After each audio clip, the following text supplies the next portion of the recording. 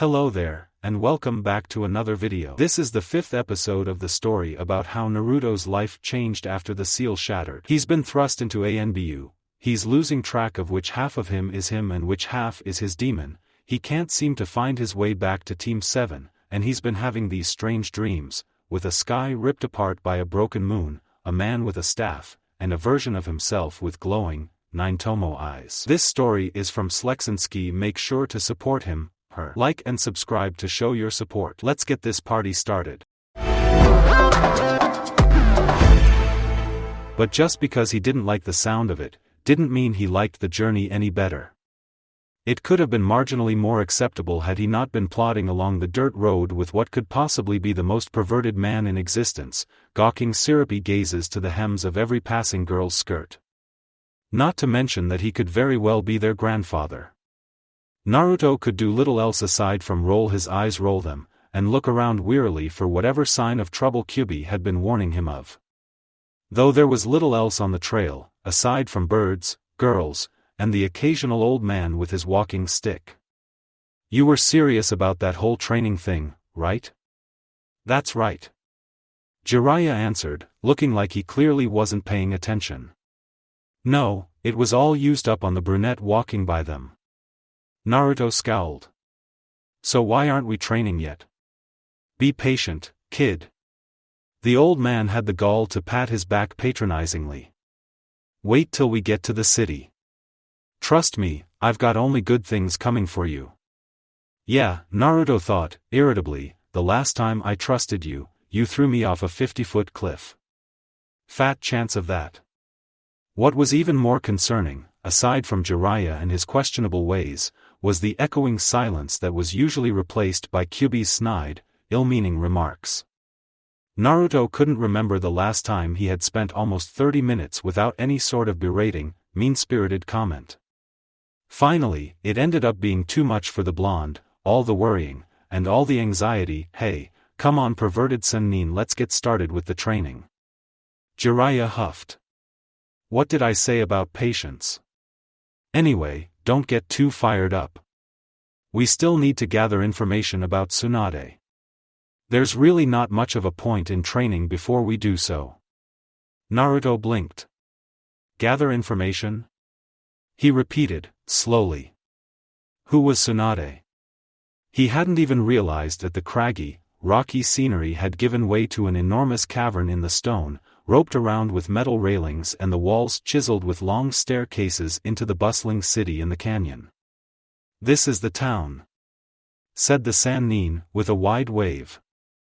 Naruto gave an appreciative nod. It wasn't anything as great as Suna, the twinkling town that stood unwaveringly in the desert, but had he not been so well traveled already he may have been completely taken aback by this city's beauty. Jiraiya led him down the winding stairs and into the ebbing sea of flowing crowds. This will be a break before training starts, Jiraiya began with a chuckle and a smile. Until the festival is over. He added. All right. Naruto nodded.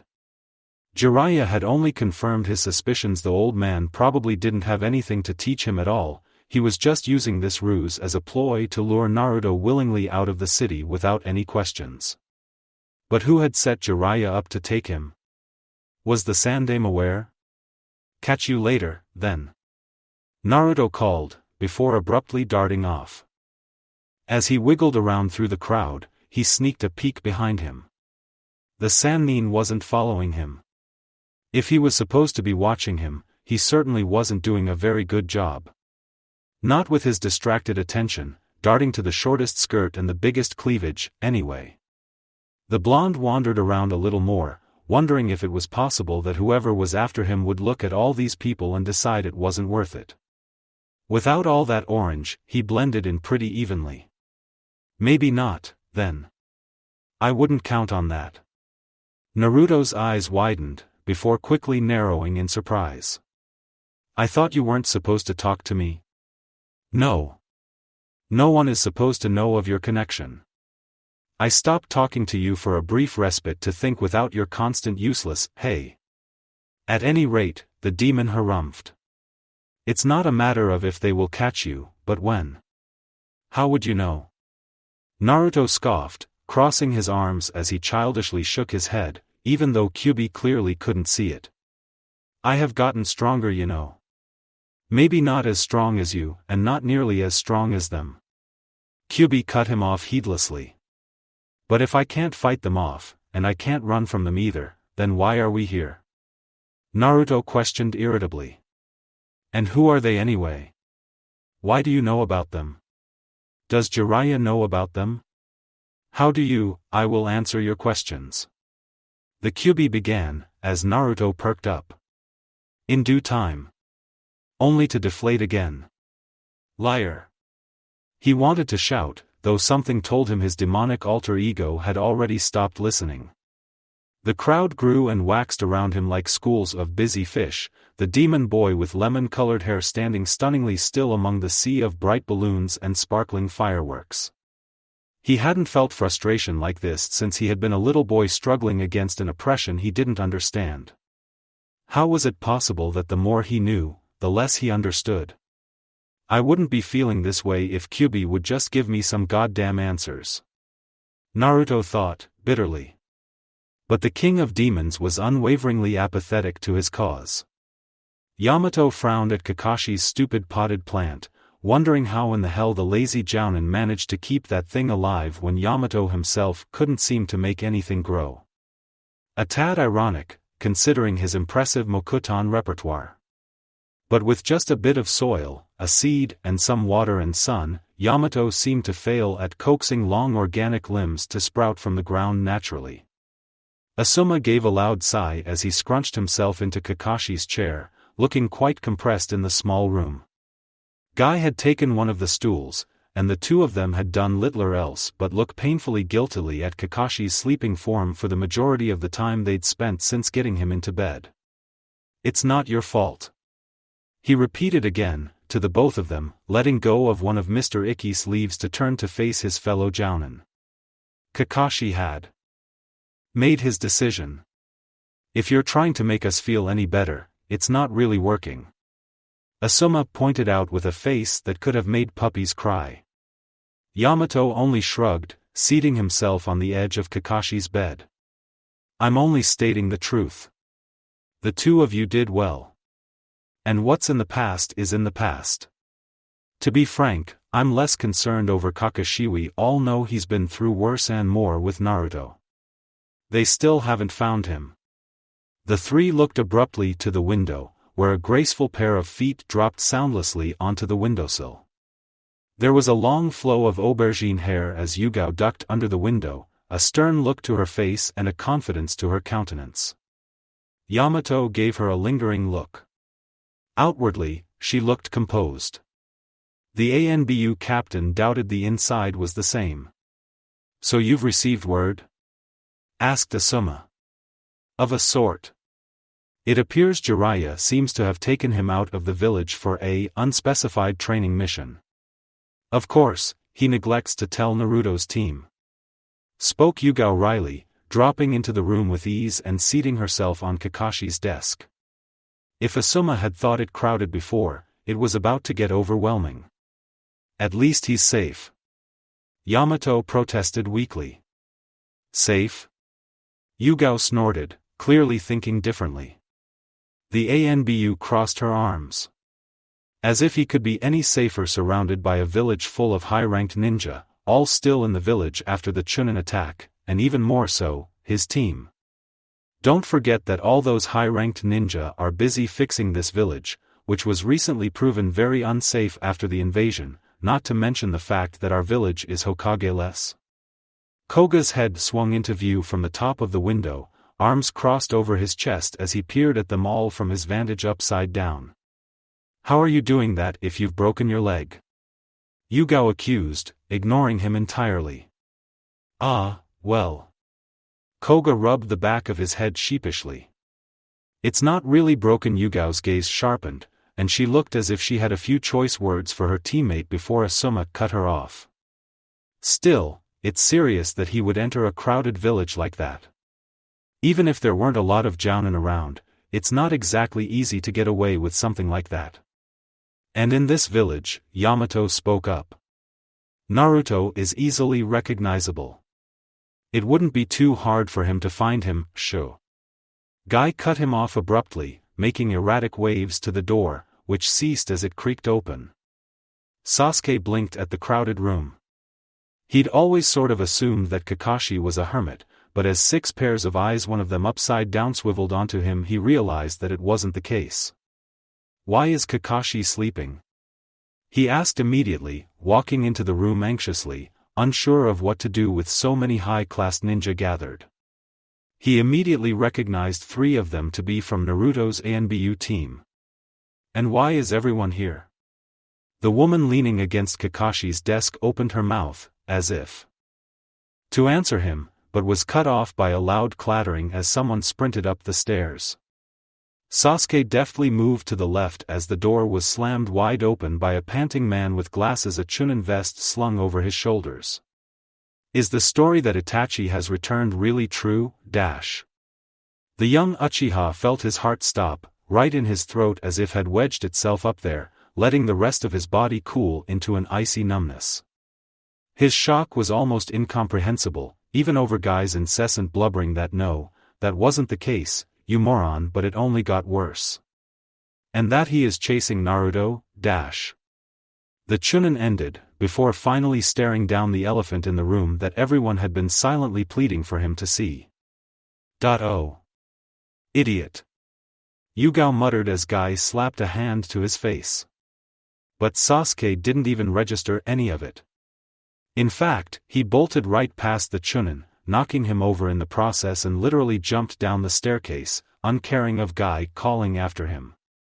Itachi. Itachi had been here. Chasing Naruto. Katsu.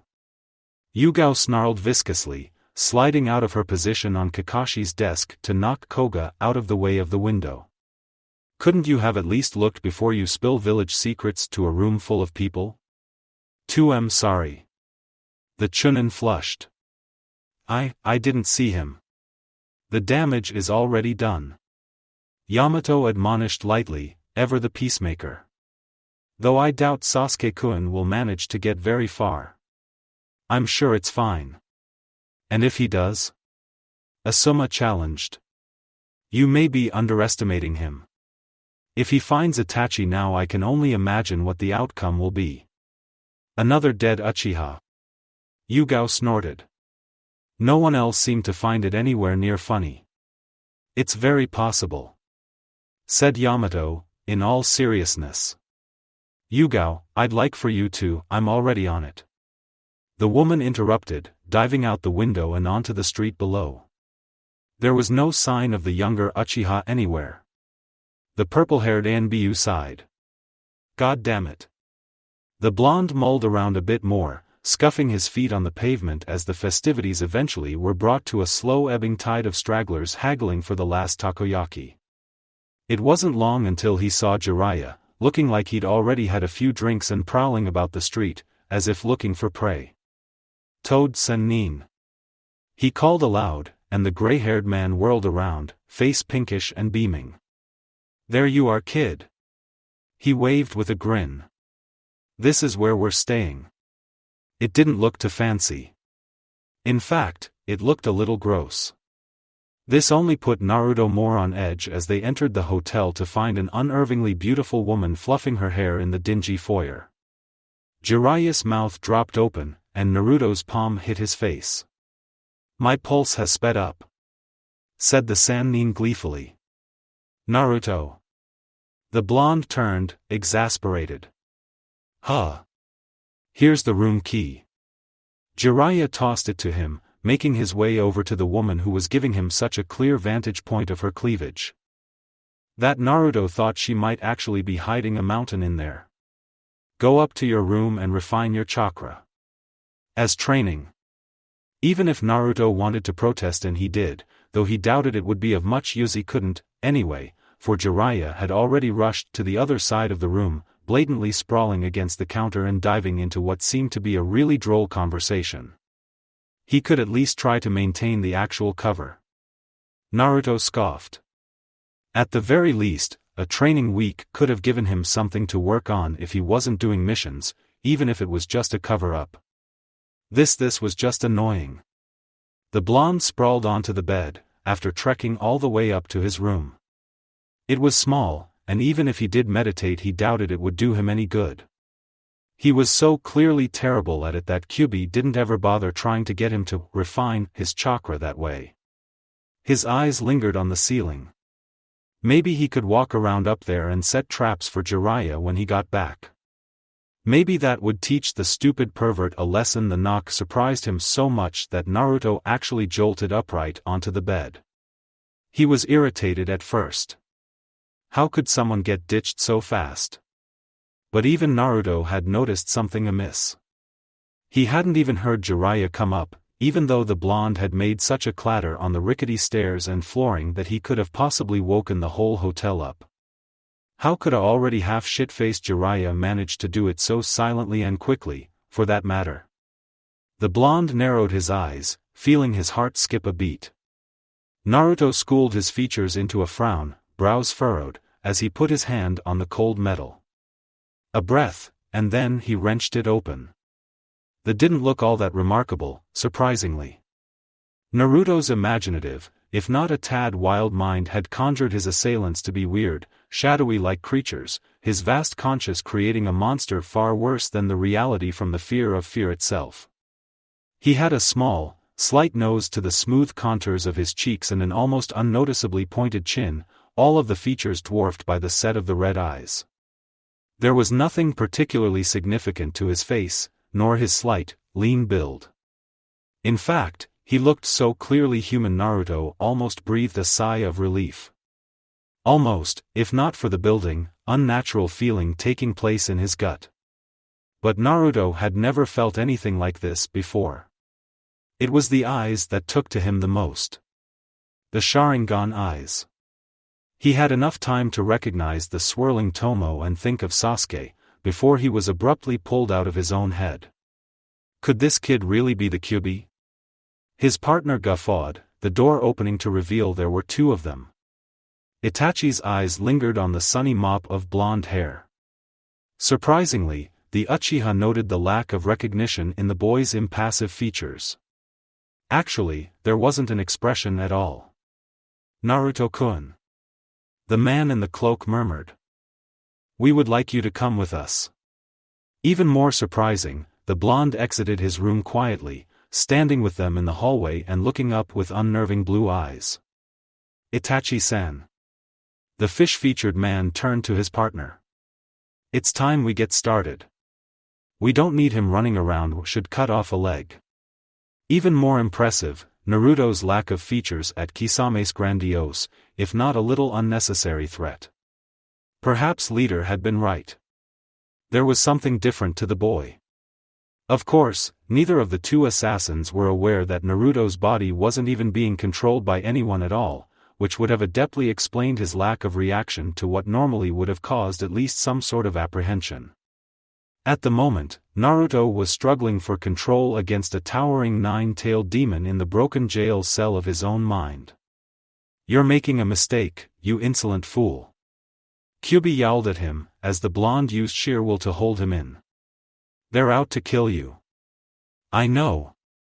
Naruto repeated, for what could possibly be the umpteenth time. Just give me a minute. You don't have a minute, boy. The demon interrupted valiantly. Do you have any idea how dangerous these two? But Naruto had successfully reached consciousness, blinking rapidly as his eyes adjusted to the dim, wan lighting of the hallway. Itachi's eyes flickered to the blonde once more. There. A mouth, parting open, and irises fluttering with movement. There was a frank veracity to the blonde's Windsor blue eyes, a mulish fearlessness that seemed to overrule everything else about him. Who are you? Came the question, hurriedly out of the boy's mouth. I am Uchiha Itachi. A faint look of recognition set Itachi at ease. Emotions so easily perceived would only make him easier to handle. This is Hoshigaki Kisame. Then came the wariness, a crouch to his sturdy stance and an apprehensive line to his mouth. And? Why are you here for me? To take you with us. Itachi answered swiftly. Well, no shit, Naruto wanted to point out to him. I could have told you that. The whole point of fighting off Kyuubi in the first place was to see if any of these two would give him better answers as to what the hell was going on than the fox that was supposed to be on his side. Though, admittedly, Naruto was smarter than to think that the demon really had his best interests at heart. But regardless, it looked like these two weren't forfeiting any answers. But why? Naruto stressed, clearly frustrated. Because of the demon? Yes. What's so special about him? Naruto narrowed his eyes. What do you want with him? His power. Kisame snorted. Itachi gave him a sidelong look. What's so great about it? That's none of your concern. The Uchiha's voice was low and soft, but Naruto wasn't in the least fooled by his calming demeanor. Out of the two of them, the blonde would bet money that he was the stronger, more cunning of the pair. What are you going to do? With me? Where are we going to go?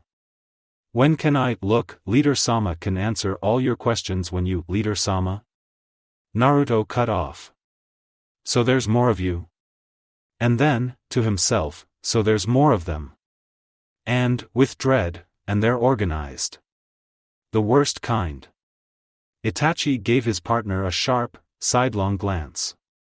Kisame seemed to realize his mistake, letting Naruto's question drift unanswered in the stale air of the stone shaft.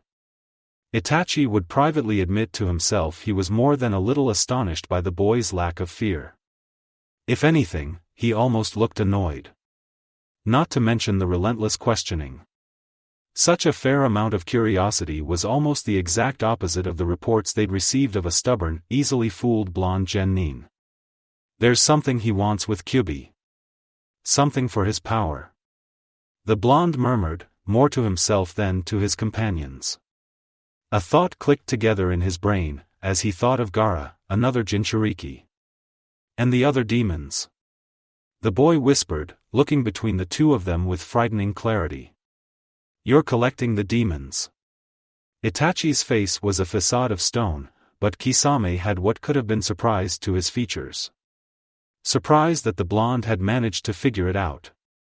Naruto could have figured more to his stunning revelations, had Kyuubi not taken the break in his willpower to wrench Naruto out of his consciousness, leaving the demon to deal with the two Akatsuki members. Neither of the two had much warning, just an instant in which Naruto's expression seemed to still, until it masked into indifference once more.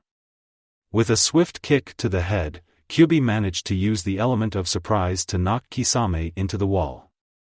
At least Naruto had done something worthwhile getting them to let their guard down to an impertinent 12-year-old kid. Though the demon didn't appreciate his questions, nor his apparent quick wit. Who knew the blonde was so smart? Maybe he should have paid more attention to that. The demon used the quick moment with Kisame incapacitated to lock eyes with the Uchiha. There was a brief second in which Kyuubi savored the burning sensation searing through Naruto's retinas. Thankfully the boy had managed to awaken the Sharingan, though he possessed no latent ability for it. But Kyuubi's chakra, and therefore the Jubi's, had entered into his system, and the Sharingan had always been his. Not Madara's, nor that stupid sage's. He got the reaction he'd been hoping for. Itachi's eyes widened at the sight of the blood-red irises, Tomoe making their slow swim in the blonde's eyes.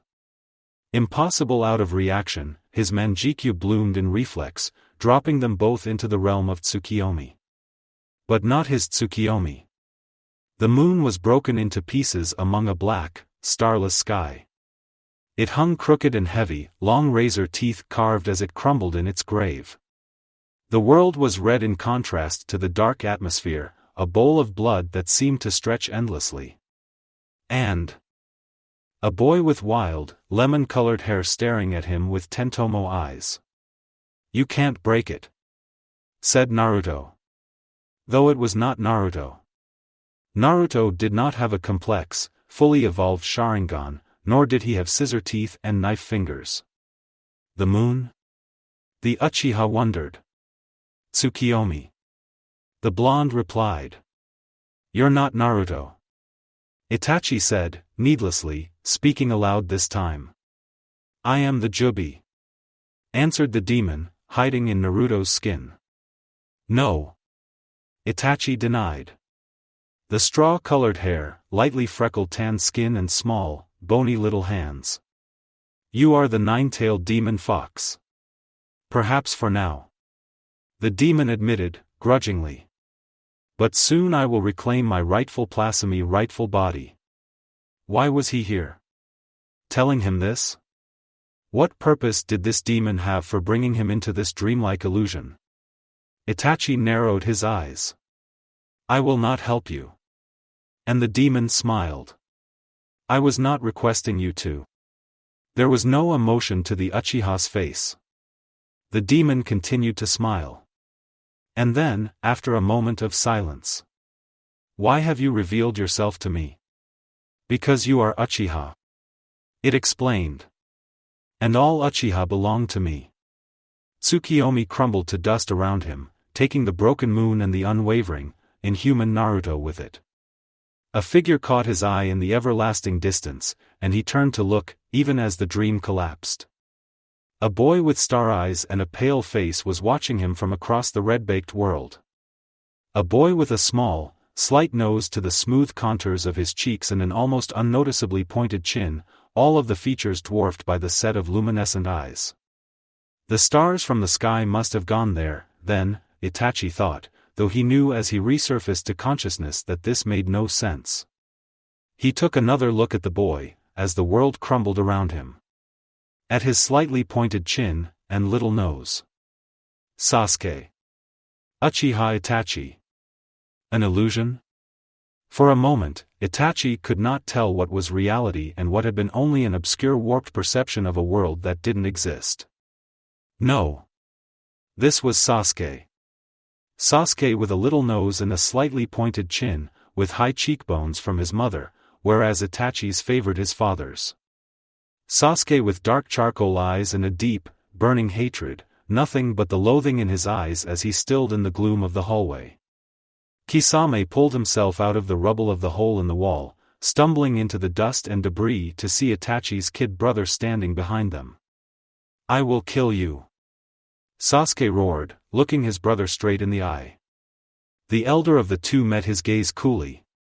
A Sharingan? The fish man mused aloud, rubbing his sore neck and giving that stupid blonde kid a withering look. Shoulda just cut off the legs in the first place. You seem to be familiar with Itachi. Who is this guy anyway? Itachi's eyes stayed on his younger brother's form for only a moment, a confusing amount of relief at seeing the loathing in the young boy's eyes. The loathing in the Sharingan, not the impassivity in the stars. He is my younger brother, he explained flatly. Kisame hummed. I had that the whole Uchiha clan was wiped out. His eyes strayed back to the boy, who had begun to shake and grow pale, before turning back to the stone of Itachi's face. By you. But the elder Uchiha was not worrying over Sasuke, nor over Kisame so obviously goading his younger sibling on. Out of amusement, perhaps. There was nothing amusing to be found in this dusty, fluorescent hallway. Itachi's eyes never once left Naruto's.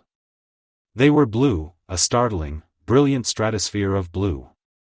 If there was a demon inside him, it only lingered in the lines on his cheeks. Kyuubi nimbly stepped out of the way, just as Sasuke howled in anger, electricity running up his arm as he bodily lunged at his elder brother. The lightning scraped against the wall, leaving destruction at its wake and blew an enormous hole clear through 3 walls, leaving a plume of dirt and dust to rise into the air, a silent wraith around them. The Chidori hadn't hit anything, and Itachi held Sasuke's wrist in a death grip, the hand useless with the ulna and radius broken. Kyuubi stood against the wall, watching indifferently. Naruto felt the dispassionate sincerity the demon was feeling at the display, and realized with a jolting start that Kyuubi wasn't going to do anything. No, he was just going to stand there, Sasuke for slaughter at the hands of his murdering elder brother. In hindsight, Naruto realized that it had been much too easy to shake off Kyuubi's grip on his conscience. He hit Kisame square in the face with a roundhouse kick, sending the unsuspecting missing Nin into the wall once again, and turned ferociously to Itachi.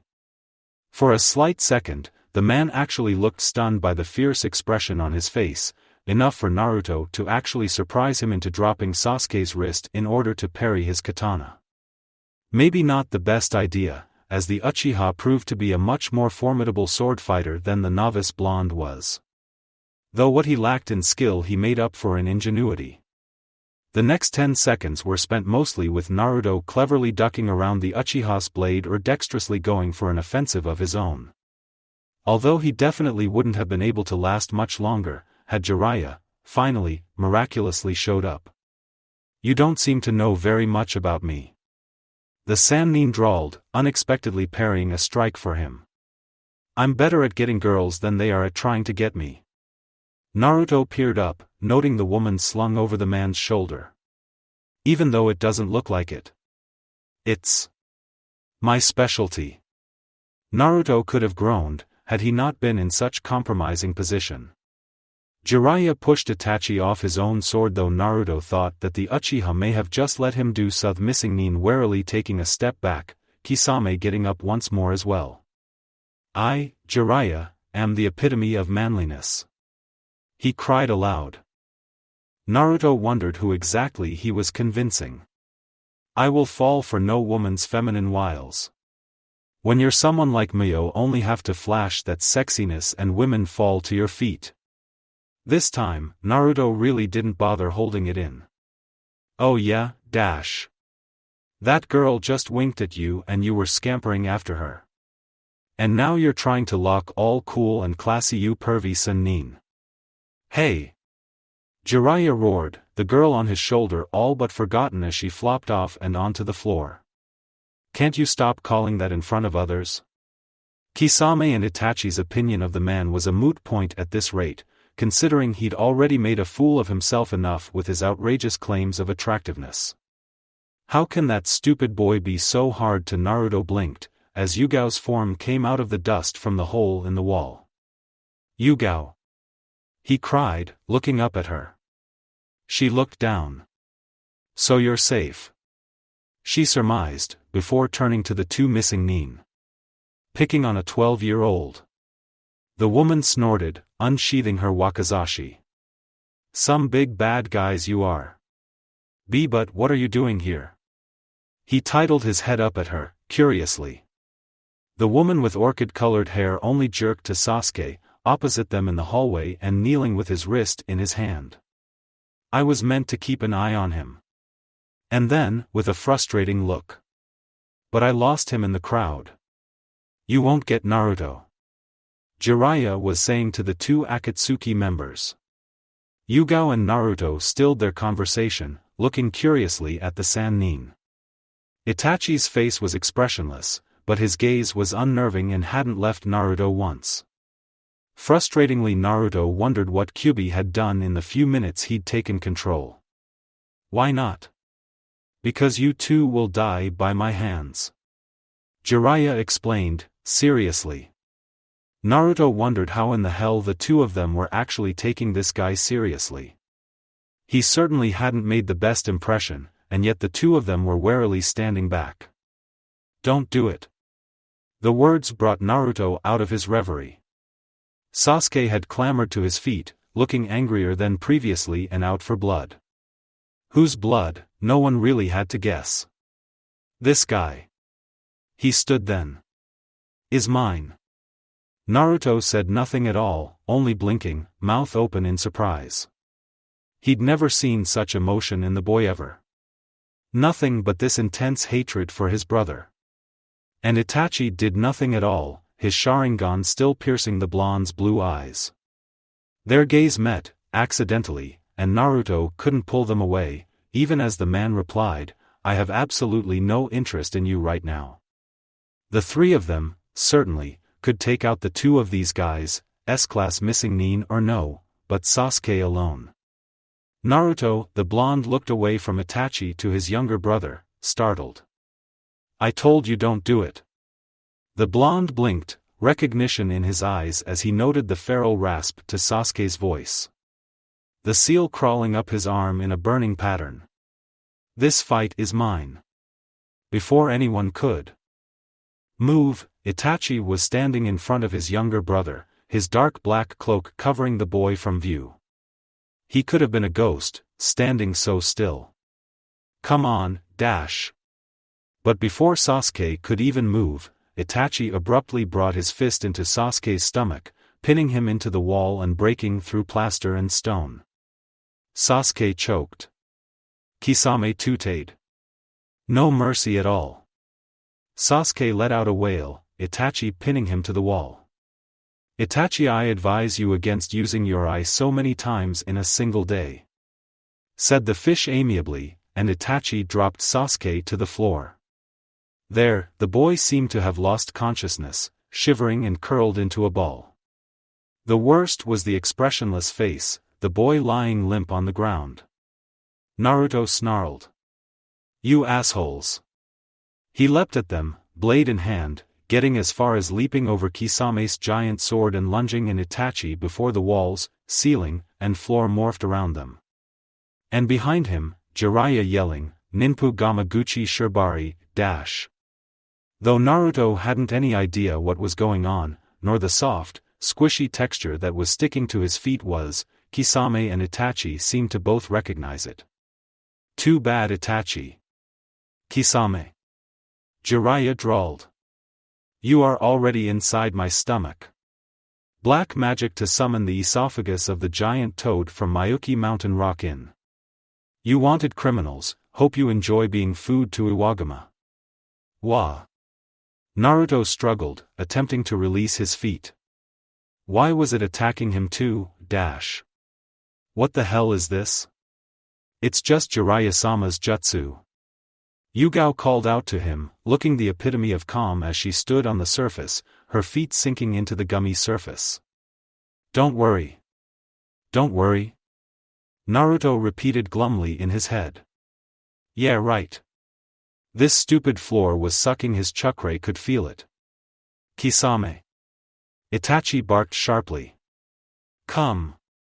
The man broke out of the sticky floor, following Itachi, who had managed to do the same. The two broke into a run, turning the corner. Naruto looked to Jiraiya, but the man wasn't following them. Instead he clasped his hands to the ground. No one leaves my awareness. Jiraiya smirked. But his arrogant expression was wiped clean off his face as a rumble shook the entire hallway, now turned giant toad's stomach. What the, dash? Jiraiya jumped to his feet, rushing to the other hall. Naruto did the same, after fighting to get the gunk off his feet. He turned the corner, only to see pitch-black flames eating away at the stomach lining. They're gone. He blinked at the sunlight pouring in from the gaping hole. But what was that technique? He'd never seen such black flames like that. Why is a retreat necessary for you? Kisame asked, as the two bounded out into the sunlight. Well, if it is true about Naruto. The Uchiha panted. Then there is no need to be hasty.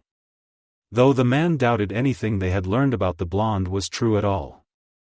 Not after what he had seen in his mind. Also, my body must be rested for a while.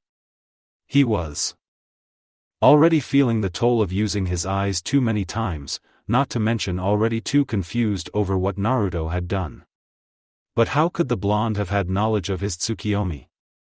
How could he have used the moon illusion for his own? Having a Sharingan, a fully evolved eternal Manjikyu Sharingan like that. It shouldn't have even been possible.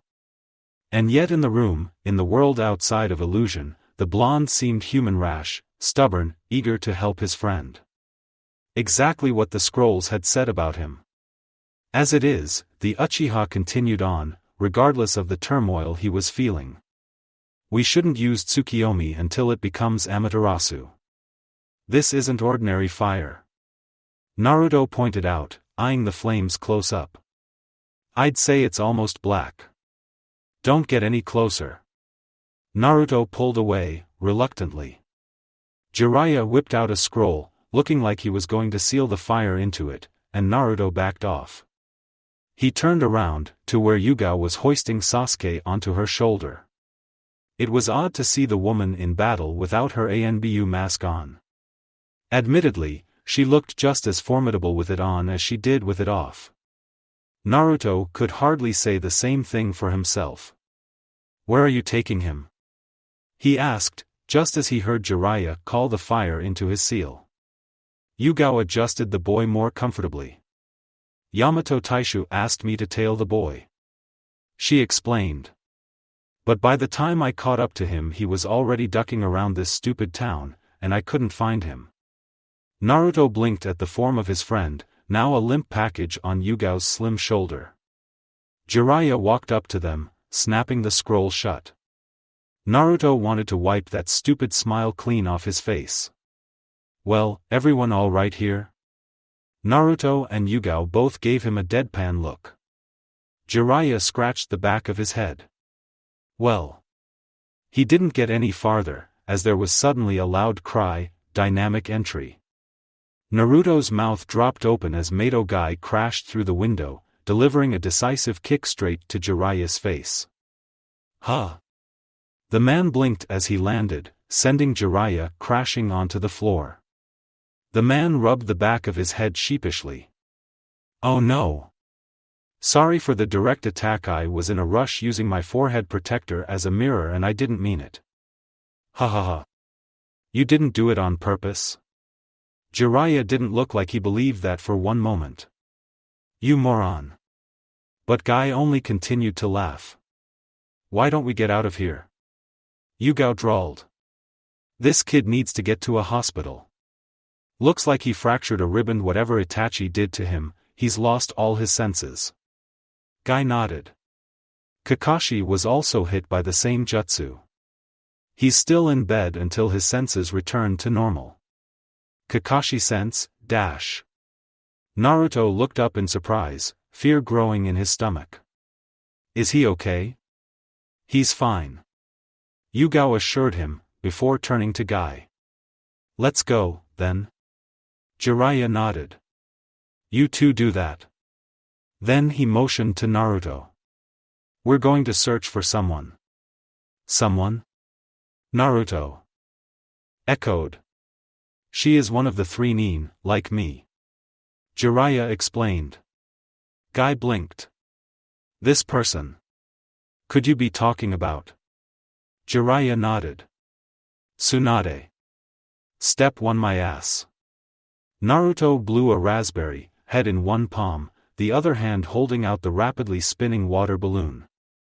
Anyway, he had more important things to worry about than some technique created by a dead guy. Albeit, the whole idea of learning an ultra-cool, new move had certainly stoked his 12-year-old immaturity. The actual process was slow and as he was quickly finding out a bit beneath his level. Though when, exactly, such difficult skills had become mundane was still lost upon him.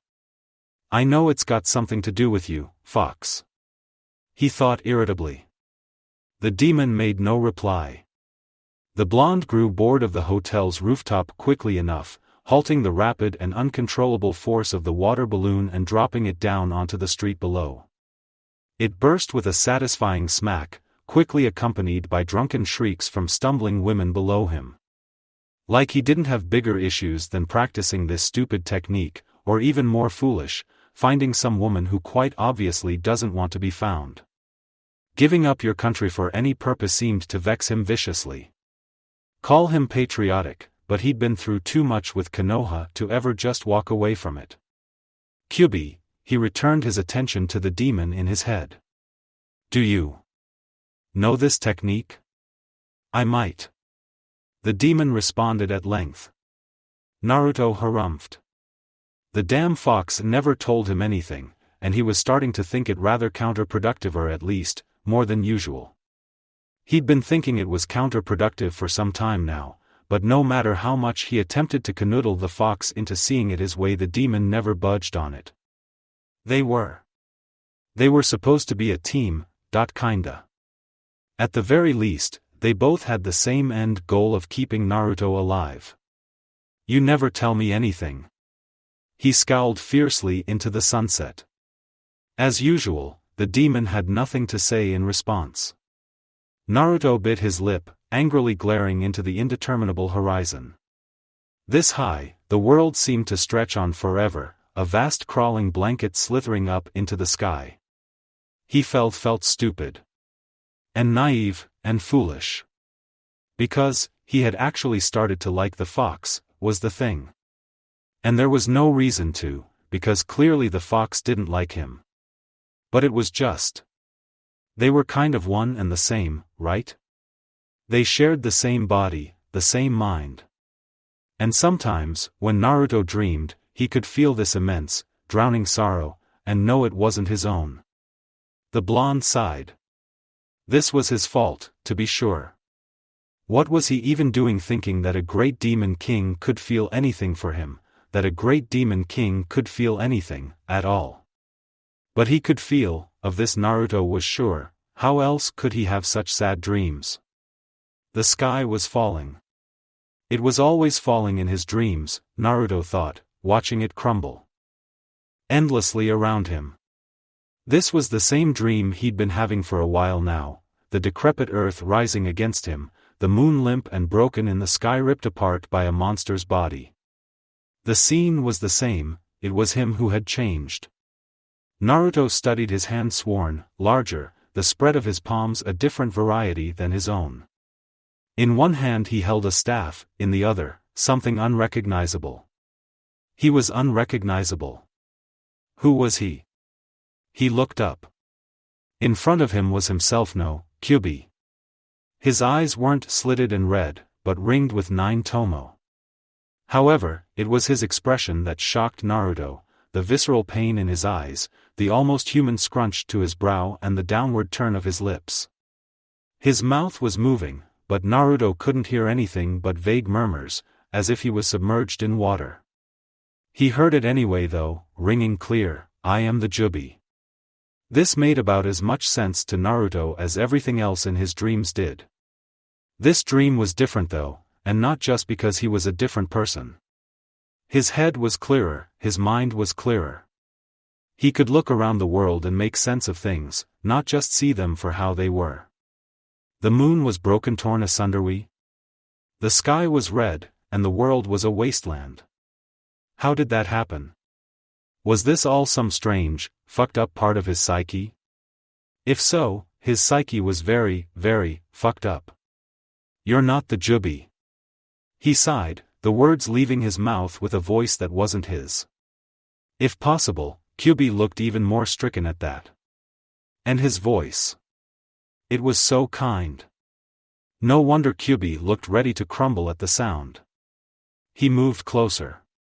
Kyubi took a step back, his strange, Sharingan-like eyes wide and grave in their sockets.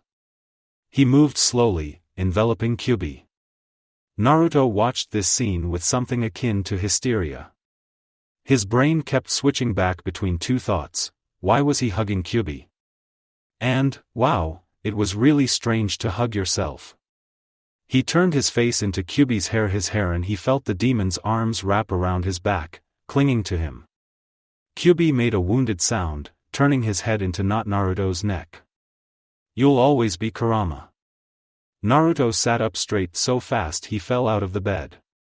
He groaned on the floor, bemoaning his life wherein he always managed to throw himself on the floor upon awakening. The blonde blinked up at the ceiling, dazed. He remembered his dream. The moon, the strange man he was inside of, Kyubi's poignant face. Kurama. He said aloud. Inside him, he could feel Kyubi's blooming shock. That's your name, he began again. Kurama. The demon paused for a long, heavy moment. And? How did you find that out? I had a dream about it. He said, simply. There was no need to hide or warp the truth. He thought back onto his dream, Kyubino, Kurama's crumbling, sorrowful expression. Was Kyubi capable of emotion? It had sure seemed like it. The more he thought on his dream, the less it seemed like a dream. Had it Been a premonition? He shook his head. That was stupid. He wasn't clairvoyant. And it had been a dream, just, maybe not his dream. He swallowed. I think it was your dream. Kyubi Kurama scoffed. I don't dream. Naruto shook his head. Well, that can't be true. Because it definitely isn't my dream. How could I dream about things I don't know? Things? Kurama asked, almost eagerly. What kind of things? A broken moon. Naruto recounted. NNU, I think. I mean, you looked like me, but... Your eyes. They looked like Sharingan. But different. Kyubi was silent for a long time. During the interim, Naruto lolled his head to the side, watching sunlight pattern the floor around him, quietly shifting. He couldn't stop thinking about that moment, when Kyubi's face crumpled into something not quite tears, and the tangible connection he felt to the demon in that moment. It was something almost like love. Why don't you ever tell me anything? Naruto sighed, aloud this time, directing this question to the ceiling. Hell, he probably had a better chance of getting a response out of it than Kyubi. Maybe you aren't ready to know. The demon answered, as enigmatic as ever. Naruto wanted to drop kick him in the face. Unfortunately, that meant drop kicking himself in the face, so he manfully refrained. He returned his gaze to the ceiling. How can you be so sure? He asked, softly. Again, no response. Naruto bit his lip. You know, I've been thinking on this since we met that guy Sasuke's older brother, I mean. He like just left, you know. He killed their whole family and left and never told Sasuke why. And I think that's why Sasuke's so fucked up about it. Wait, I mean, he'd be fucked up anyway, that was a totally fucked up thing to do, but I think not having an explanation was what really made it worse. Well, you know, like a real explanation. He was rambling. He was totally rambling. Damn it, Naruto, pull it together. He took a breath. So, what I'm trying to say, is, maybe it would have been better for Sasuke, if he knew? Like, why his brother did that. Not that there's really any way to make it better, but I feel like his revenge would be more coherent. He thought of Sasuke, how deranged he had looked, gunning towards his brother. How his rage had completely taken over him and made it so easy for his brother to pin him to the wall. If Sasuke had been thinking more logically, maybe he would have actually gotten somewhere. Naruto shook his head. Shit. I don't know. I'm not making any sense right now. You may not entirely be barking up the wrong tree. Kyubi Kurama admitted, begrudgingly. Naruto blinked. Huh? With the Uchiha. And then he snorted. As eloquent as your monologue was, you may not be entirely incorrect. What do you mean by that? I cannot possibly imagine a way that incident happened without Madara's involvement. Naruto blinked. Again. Who he is doesn't matter. All you need to know is that he is dangerous. If you ever hear that name, run. Hey! He protested, on instinct. Don't. You aren't strong enough yet to face him at this point, I doubt anyone is. Naruto could feel the fox moving restlessly in his mind. Regardless, you may be on to something with that thought. Undoubtedly Madara had something to do with Uchiha Itachi slaying his clan. That story, I suspect, is convoluted and involves many more people than just the Uchiha prodigy. At any rate, if your teammate had known all of this, he certainly wouldn't be as foolish and naive as he is now. So. You agree with me? I concede you have a point. The fox agreed, seeming for all the worlds like the words had to be ripped out of his mouth. Wait. So you'll tell me? It depends on what you ask. Kyubi replied, ambiguous. What are you after? In hindsight, that was rather ambitious of him. As he expected, Kyubi snorted and brushed him off. Time for another tactic. Can I call you Kurama? The demon fox's shock was evident. Naruto worried his bottom lip, waiting for the response. He was going out on a limb, but he couldn't get Kyubi's expression out of his face. He'd never seen anything so poignant, so painful, as the lament and regret in the demon's eyes. And he thought, maybe, he could find a way to the boy in his dreams with those eyes of mourning. I suppose. The demon bit out, but Naruto could feel his hesitation and confusion, this amalgamation of emotions that stirred in the murky depths of his mind. Okay.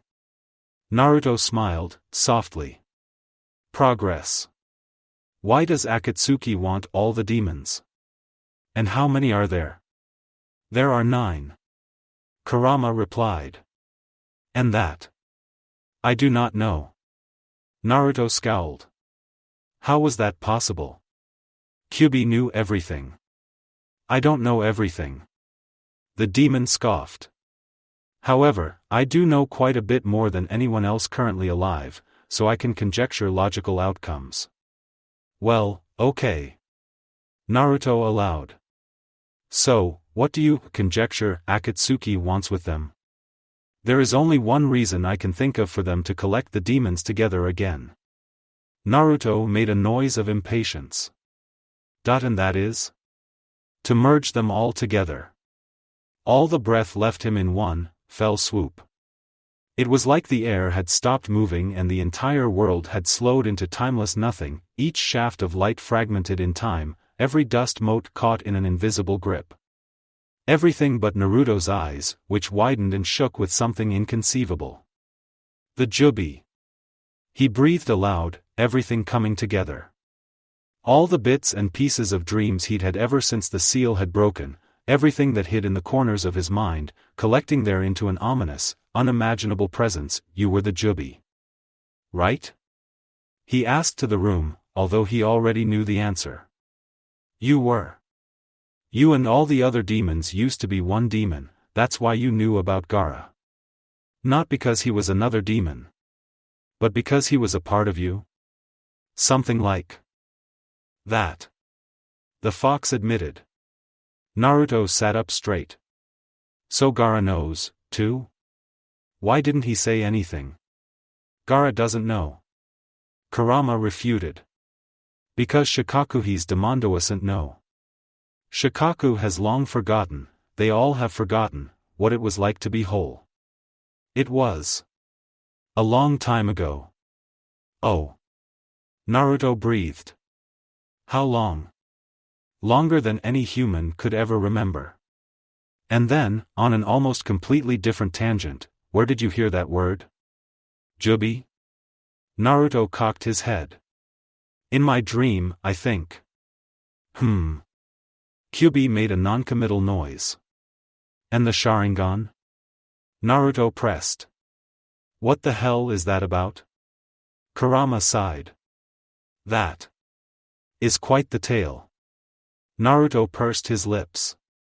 Well, he began, hesitating, I'd like to hear it, if you'll tell me. Maybe. This whole not yelling thing and trying to be understanding might actually have its merits. Up until now, he and his demon had always been antagonistic and rather hostile towards each other, clearly to the detriment of them both. It felt a lot better to hold an actual conversation with the fox. Kurama, if possible, seemed even more put upon. Fine. The abridged version is this: the Sharingan has always been mine. Huh. As I said, I am old. Older than you could ever imagine. I come from a time long before Shinobi even walked this earth. Naruto gazed up at the ceiling, mouth open, stunned. Wow. Back then, there were not yet jutsu, or ninja. There was only a man, and his teachings. Jutsu were not categorized as they are now, rather, they were true manipulations of energy within and outside of the self. True masters could wield the energy inside them to manipulate the energy in the surrounding world. And there was one true master of this. But that is neither here nor there. During that time, I roamed the earth as the most powerful being of energy to ever live, the Jubi, the ten-tailed demon. I cannot explain to you the power that I had then, nor the power that existed then. Jutsu and chakra have since been watered down from the powerful bursts of raw energy they once were. Now there are hand signs, and words to channel energy. Naruto balked. There weren't hand signs then? But how did you control Jutsu? Kyubi made a frustrated sound. How do you? I cannot explain it. The way you control your arms, I suppose. An intrinsic, natural instinct. Oh. Naruto laid back down on the floor. That's pretty cool. Can you still do that? Yes. Kurama admitted. I think that, in part, is why you have improved so exponentially. Cool. So I can do it too? No, I can, using your body. And then, reluctantly, however, it can be learned. Awesome. That is beside the point. You asked me about the Sharingan, but I and by extension, you do not have the Sharingan. It is a more archaic, stronger version of that. Huh. Naruto scratched his nose. So, I have it because. You have it? Kurama made another noncommittal noise. Naruto sputtered. What the hell does that mean?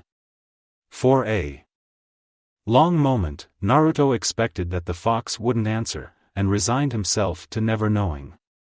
Well, he consoled, at least he'd gotten the fox to open up to him. That in and of itself was progress. Not to mention the fact that he had willingly gotten him to explain a lot of what Naruto had wondered about. But finally, he did. I do not know. The fox admitted. As the door opened, and a half-drunk Jiraiya stumbled in, Naruto wondered on how ominous that sounded. Tenzaku Town. Jiraiya cried loudly, scaring all the birds out of the trees. Naruto scowled. What? That's where she is. Ivy found it out. The old man cackled. Ha!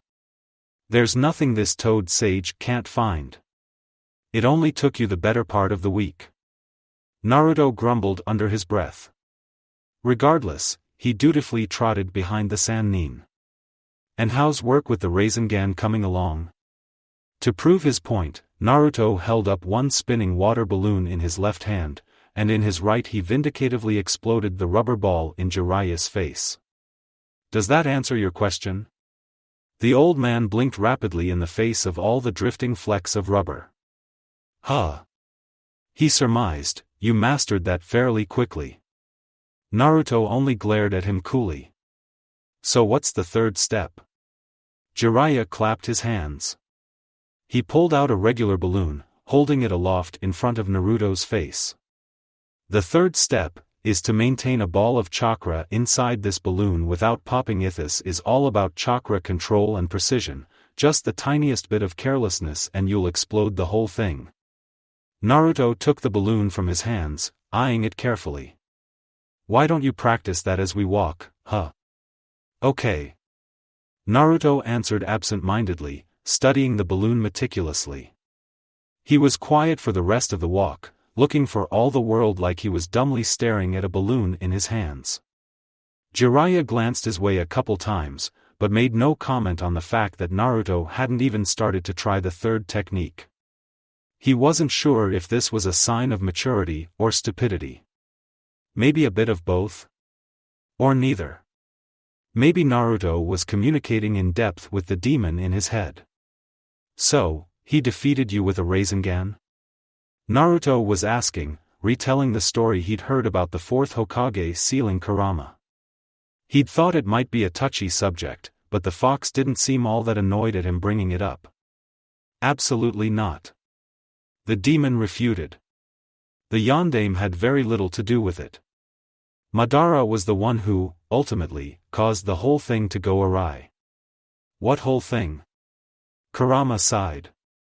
Why don't you ask that toad Sannin of yours? I'd rather stab myself in the foot. Naruto deadpanned, thinking of all the horrible ways Jiraiya would ruin that story. Kurama sighed again. At any rate, the Rasengan had nothing to do with it, and you deserve vengeance on Madara for more than you know. Naruto didn't really like the sound of that. Okay, so how do I do this? I just concentrate my chakra into this ball? Discard all your previous notions of chakra. The fox lectured, as if that was helpful in any sense of the word. Okay? Try to feel the energy within yourself, and manipulate it into the ball. That was about as helpful as all his other instructions. Naruto bit his lip and tried to follow what he said, but all he ended up doing was exploding the thing in his face. He scowled, picking out bits of rubber from his hair. Jiraiya chortled in front of him, tossing him another one. As Naruto filled this one up with air, the fox decided on a different approach. How about we try another way? And before Naruto could answer, he felt Kurama slipping into his skin. It felt really disorienting, but not nearly the way it had before. Probably the most surprising thing about it was that Naruto still had control of himself. It was almost like Kurama was enveloping him, guiding him like he was a physical force moving Naruto around. The ball began to spin alarmingly in his hands, chakra growing rapidly inside of it. Naruto gaped at his own hand, but even more so, the feeling inside of it. Kurama was right. It was nothing like what he thought of chakra and ninjutsu at all. Nothing like what they taught in the academy. Instead, the energy within him felt infinitely more primal, more untamed. Huh. Jiraiya stopped abruptly, turning around to applaud him in what seemed like genuine approval. Look at that. He whistled. And in record time. Huh, I guess there's a reason you're in Anbu after all. Naruto glowered at him briefly, before returning to the balloon in his hand. It burst suddenly as fear took a hold of him. His mouth worked, and rocks worked their way into his throat as his eyes flew to Jiraiya, who was now looking somewhat amused. Ah, well, maybe I spoke too soon. He grinned, throwing another balloon at Naruto. The blonde caught it deftly, still staring in shock at the Sannin, who had continued onwards oblivious. He tore a kunai out of his pocket, holding it up into the sunlight. His eyes were blue. How could that be? They were always red when Kyuubi came out. That was the defining feature of the transformation. His whiskers had long stopped elongated at the change, and now, it seemed even the eye color had disappeared. Something about that made his stomach twist. What? Naruto began, with a growing amount of hysteria. What does that mean? I don't know. Naruto was quickly beginning to hate when the fox was as confused as he was. Dream the fuck on. The woman Tsunade snorted. There's no way in hell I'd ever step foot in that village. And not only that, but you want me to be Hokage? Who would ever want that job? Naruto bristled, almost involuntarily. She had no idea what she was tossing away. Even now, Naruto would give anything to be Hokage. Well, not now, but someday. When he was stronger, when he had proven himself as a capable leader and a worthy shinobi, he wanted to be Hokage. And he knew he had a long way to go, but so did this woman. Well, she might be strong and a worthy shinobi, but he wasn't all that sure about the capable leader part. Maybe, if she wasn't so adamantly against it. Only fools would be Hokage. Jiraiya's eyes narrowed. You're calling Sensei a fool? You're saying he died for no reason? She looked a bit taken aback, and for a moment, Naruto could see her mask slip away. Something like hurt took its place, briefly, before the embittered look returned. Maybe. Jiraiya scoffed. You're wrong, but I'm pretty sure you already knew that. I don't know who you're trying to convince here, me or you. It was clear there was much history between them.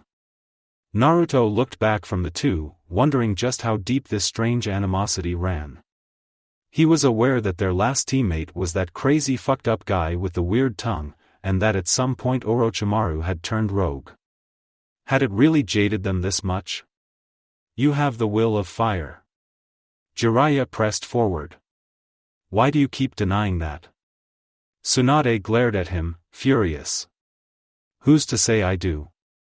Even if I did, that doesn't mean I want to go back. You need to stop running from your past. Wow, glass fucking houses. Jiraiya, look, I'm not saying I don't either. He scowled. We both do, right? Maybe it's time we both stop running. Tsunade snorted, again. Now who's wrong? Nothing will ever keep you from running to the hills, you lazy lech. Don't think I don't know that. Jiraiya shrugged. Maybe I want to stop running. Tsunade looked at him curiously at that.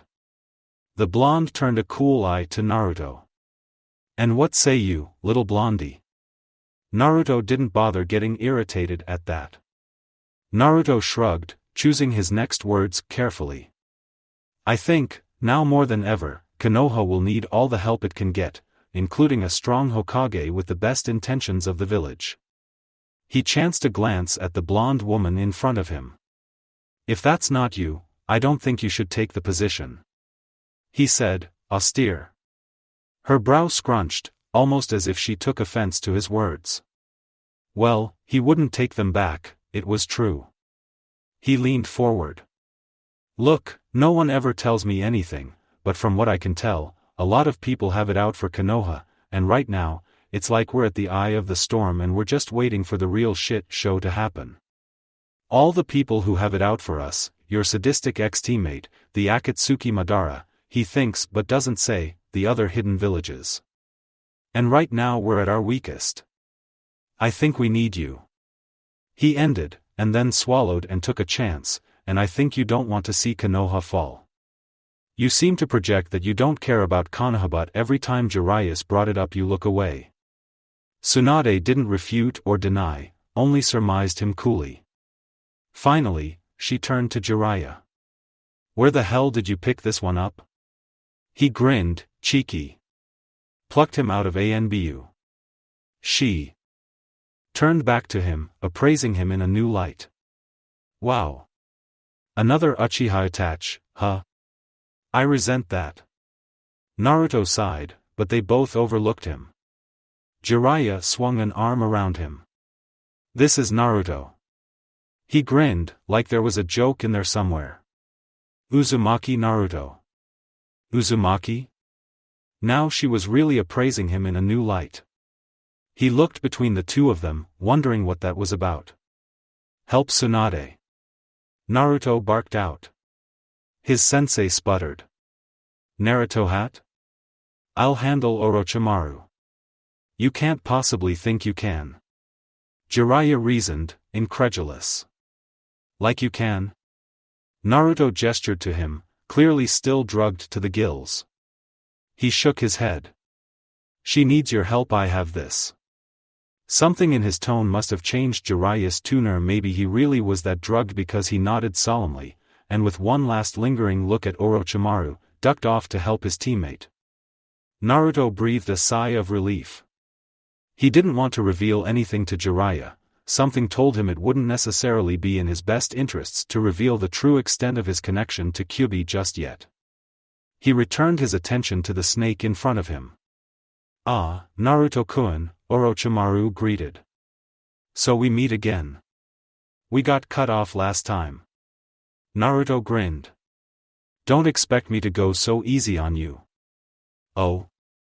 The man raised a brow, and gestured to his limp arms. Even on a cripple like me? Where's your sense of honor? Naruto snorted, amused. You're really going to ask me that? You? Orochimaru tooted. Naruto doubted that Orochimaru was really as helpless as he projected. He wouldn't have come out all this way, and the stuck around, if he was. The snake was conniving, and wouldn't mind a retreat if it meant another day to live. Anyway, who the hell was this guy to lecture him about honor? Fucking hypocrite. He shook his head. Either way, he refused to let Orochimaru go this time. He curled his fist, feeling all of his power, his and Kurama slowly working its way through his body, a shaking, burning anticipation. Yeah, not this time. Naruto crouched, and Orochimaru mimicked the motion. He saw the glimmer of Kusanagi in the morning sunlight, and struck. Orochimaru was no skimp with a blade, but neither was he. His equilibrium was a bit thrown from his new synchronicity with Kyuubi, but ultimately the melding of their consciousness only worked to his favor. After all this time inhabiting the same body, the same mind, the transition between the two of them was fluid and didn't break his concentration. Half of the movements were his ducking around the Sannin's blade, parrying a strike with the flat side of his wakizashi, and the other half was Kyuubi's, maneuvering himself into position to strike accurately, tossing in kunai and senbon into the fray to keep Orochimaru off balance. They sprang apart, skidding to a halt on opposite sides of the clearing. Naruto could hear the vague sounds of a battle some ways away, but he focused his attention back to the matter on hand. Orochimaru whirled through hand signs, and Naruto felt his eyes automatically begin to burn with a feeling he was starting to associate with the Sharingan manifesting. It felt wrong, in a lot of ways, but also natural. But he knew Kyuubi was in control, because this awareness of chakra was definitely not his own. Kurama hadn't been joking when he said he was old ancient, really, because his thoughts melded with Naruto's and he had a really strange approach to understanding ninjutsu. Instead of remembering hand signs and categorizing jutsu by element, he seemed to feel the flow of the energy and decipher what kind of jutsu would become of it. Like this, Naruto could see chakra as its most basic form, energy. He leapt out of the way as a large funnel of earth barreled towards him, wondering if it was because of Kyuubi's archaic knowledge of energy in chakra, or his eyes that had allowed him to foresee the attack so easily. And he could smell the frustration off of Orochimaru's skin, even more repugnant than the man's smell normally, even if he couldn't see it in his expression. His body moved of its own accord, or maybe just on Kurama's accord, leapt into the sky, and a jet of fire spewed unannounced from his mouth. Halfway through its crash course into the ground, it veered towards the snake Sannin and took on a life of its own, a mouth forming out of the burning embers and a shape taking form. The Sannin leapt out of the way, clearly not expecting Kurama to manipulate the dragon to swing back around and come for him again. That is so cool. Naruto thought with exhilaration, as Kurama made the jutsu come to life in ways he'd never seen before, as if it had a life of its own. He could feel an amusement that wasn't his own. He hit the ground in a dead sprint, clashing into Orochimaru and throwing them both into the forest, appending at least a dozen trees in the process. In the interim of dirt that clouded out from the fall, he and Orochimaru engaged again in swordplay, ducking and leaping around the fallen trees. They broke apart, barreling back into the clearing. Naruto rolled deftly into the crouch, breaking his fall, while Orochimaru struggled to gain his balance, putting distance between the two, the grip his tongue had on his sword beginning to falter. Those eyes, he hissed, spitting and angry. How? Naruto didn't bother with the retort, crashing into the offensive again before the Sannin could completely gain his equilibrium.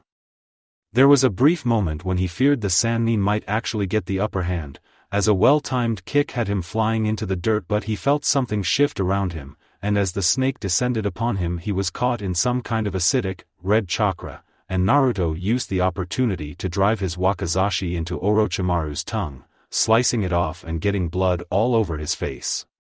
He leapt backwards, sputtering and gagging as he tried to wipe it off. The Sannin howled in rage. Or pain, it was hard to say. Naruto returned his attention back to him, surprised to see half of him covered in burns, the rest of his tongue lying in a heap on the ground, and the part still in his mouth bleeding profusely down his chin and shirt. He smirked, vindictive. So, you want these eyes, huh? The Sannin turned to him, furious but unable to talk with most of his tongue on the floor. He seemed to realize how much of a disadvantage he was in, without use of his arms or tongue, and narrowed his eyes, crouching and making a move to escape. Naruto wouldn't give him the chance so easily, moving with him and blocking his path. He struck with his sword again, Orochimaru blocking it with the metallic bottom of his sandal, flipping backwards and leaping out of the way of Naruto's next strike. You know, the first step in getting new eyes, he chased the snake out of the clearing, spraying kunai in his wake. He wasn't a sannin for nothing though, and the snake nimbly dodged through the storm of metal. But in his weakened state Naruto easily overtook him, crashing into the sannin and in the process sending them both into the bramble. The two struggled as they smashed through the trees, and even without hands the sannin managed to get a couple good hits on him, but by the time they'd burst out of the trees and into another clearing, Naruto had already taken the upper hand, grabbing Orochimaru by the neck, the other hand raising his kunai, "You have to take out the old ones," and drove it into his left eye. The two tumbled out of the air, rolling through the dirt in front of the four other participants of the battle. Orochimaru roared in pain, ramming his knee into Naruto's stomach, and the blonde flipped off of him, skidding to a halt next to Tsunade. The snake got to his feet, blinking furiously at them with one eye, before he motioned to Kabuto, who threw smoke bombs at them. In the ensuing plume of smoke, both managed to disappear. Hell! Naruto cursed, using a futon jutsu to clear up the smoke, only to find them long gone. Or at least, he thought it was a futon jutsu, assumed that would be the modern-day equivalent. "I'm impressed, Naruto." Jiraiya blinked. "That was rather vindictive of you." Naruto turned to him, grinning outrageously, "Sharingan long gone. You telling me he didn't deserve it? Well, overkill it may have been, but that wasn't just revenge for him, that was revenge for Sasuke, and Sarutobi, and everyone else that Snake had so righteously fucked up." "Hardly." Tsunade grunted, dusting herself off. "What were you saying about eyes?" Naruto shrugged nonchalantly. "Oh, just goading him." Kurama snorted. She took one look at him, covered in dirt and grime and blood and probably a lot of Orochimaru's blood, again went pale. Naruto turned to her curiously, and if possible, she went even more green, catching sight of his face splattered in blood. He wiped absent-mindedly at it. Yeah, he doubted it was a pretty sight, but hell, he was the one covered in it. If anyone should be disgusted, it was him. "What's wrong?" he asked, when even after that she looked halfway into a dead faint. "I'm afraid of blood," she admitted. Naruto turned to her, incredulous. "Aren't you the best medic nin of all time?" "That's an overstatement." She scoffed, but didn't really answer the question. Naruto shook his head. "How in the hell did that happen?" "Well, don't worry about healing me." He pointed to his arm, which had already healed. "I don't require much. I'll say."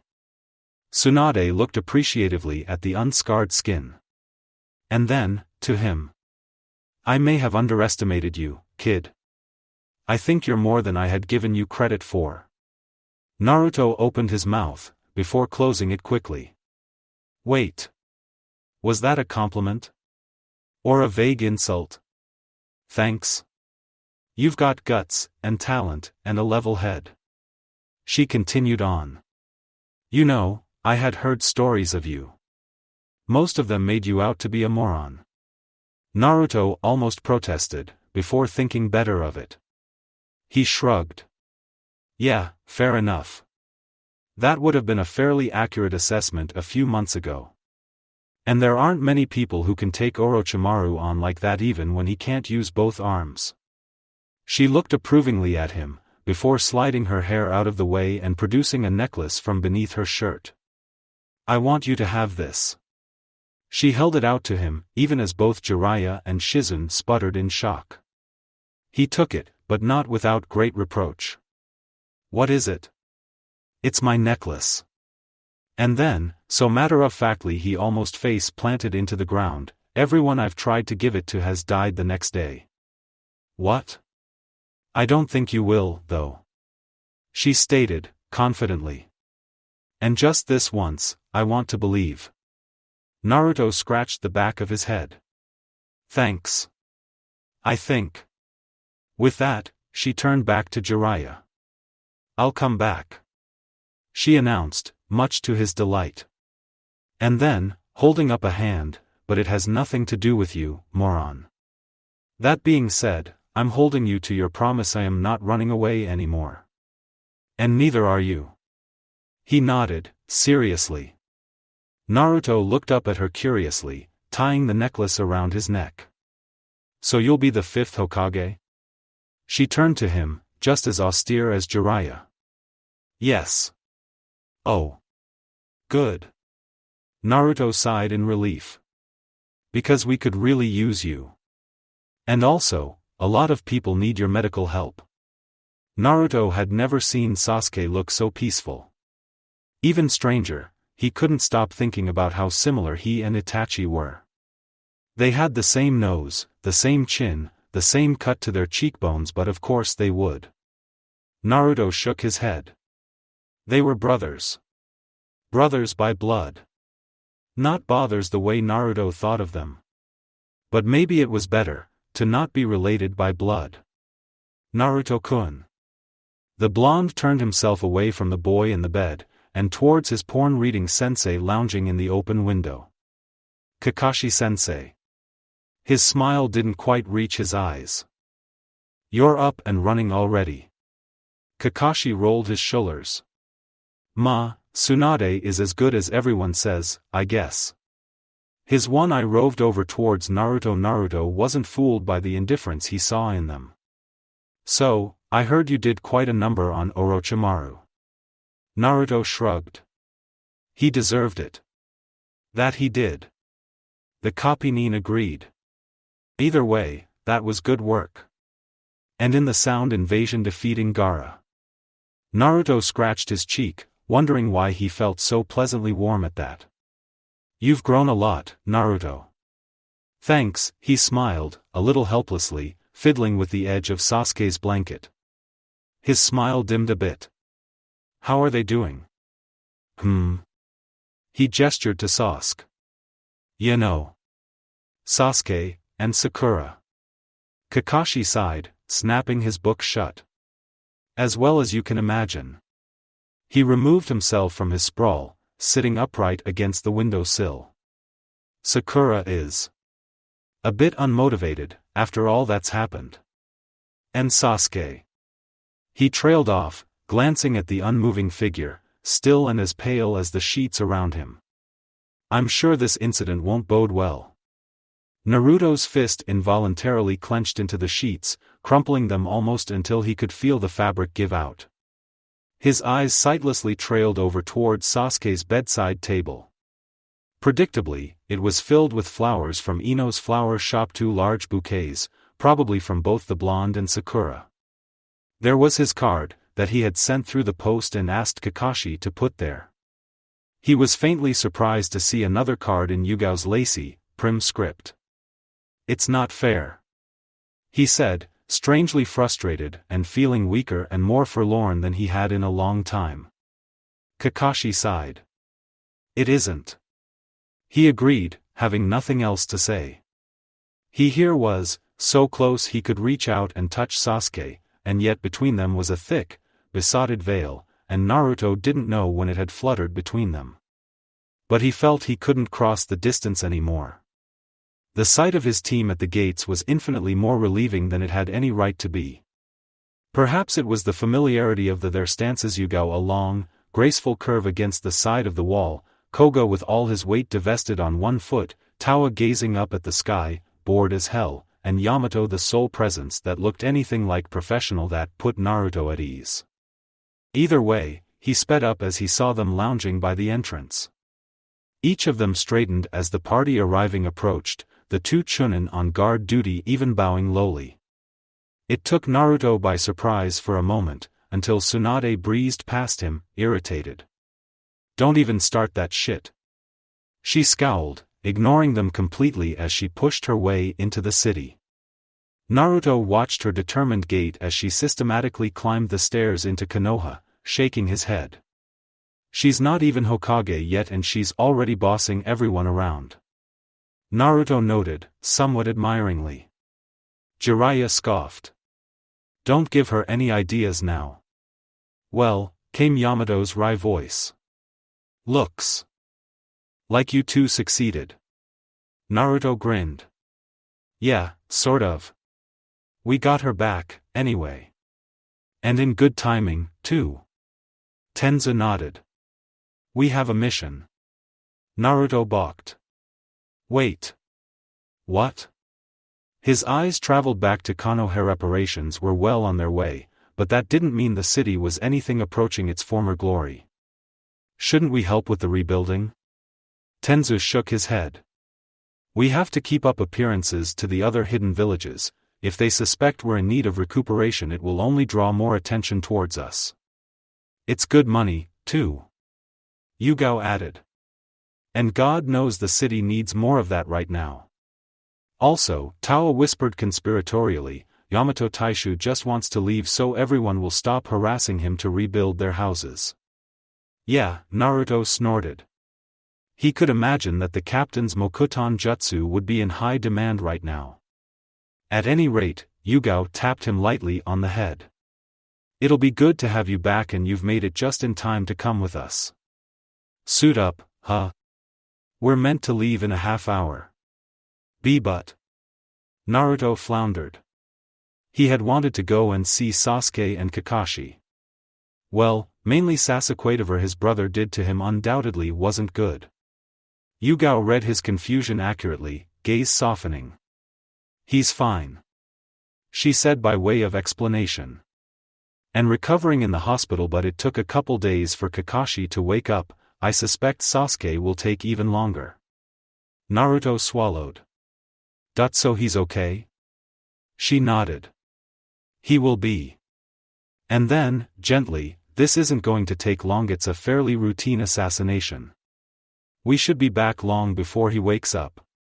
Naruto wondered when words like assassination and routine started finding themselves together in the same sentence, and perhaps even more alarming when they had stopped sounding so unnatural. He turned to Jiraiya, but the old man only shrugged. Well, he began, slowly. Let me get my stuff then. The routine mission was made even easier by the recent assimilation between Naruto and Kyuubi. Seeing the demon fight through his body had given him a whole new level of appreciation for just how much Kyuubi really knew about chakra. He had, at this point, attempted to explain it multiple times, but hadn't really gotten far in actually getting Naruto to digest the information. The blonde had a hunch that he'd never truly understand it, not in any legitimate manner. Not in any way Kyuubi did. He didn't take this to heart though, one of them had centuries of experience, and it wasn't him. But there was a startlingly clear jump in his abilities from before. Everything from his footwork to his swordplay had grown tenfold. It didn't take long until Naruto felled most of the enemy nin, feeling alarmingly indifferent as he stood among their remains. He wondered if he was just getting used to the job, or if he was really starting to lose touch with his previous reality. The Naruto of 4 months ago would have outrageously protested such waste. Of human life, the Naruto of today had the largest hand in making it happen. This thought was accompanied by nothing but a vague sense of disbelief, before Naruto shook his head. Hey, Yamato Taishu. Naruto began, moving towards his captain. There was something that had been eating away in the back of his head since he'd first left with Jiraiya, something he'd been wondering on.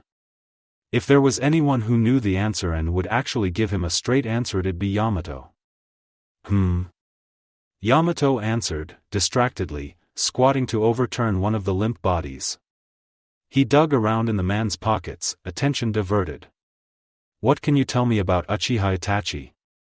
The captain stilled, withdrawing his hand and turning to give Naruto his full attention. And why do you ask? I just want to know.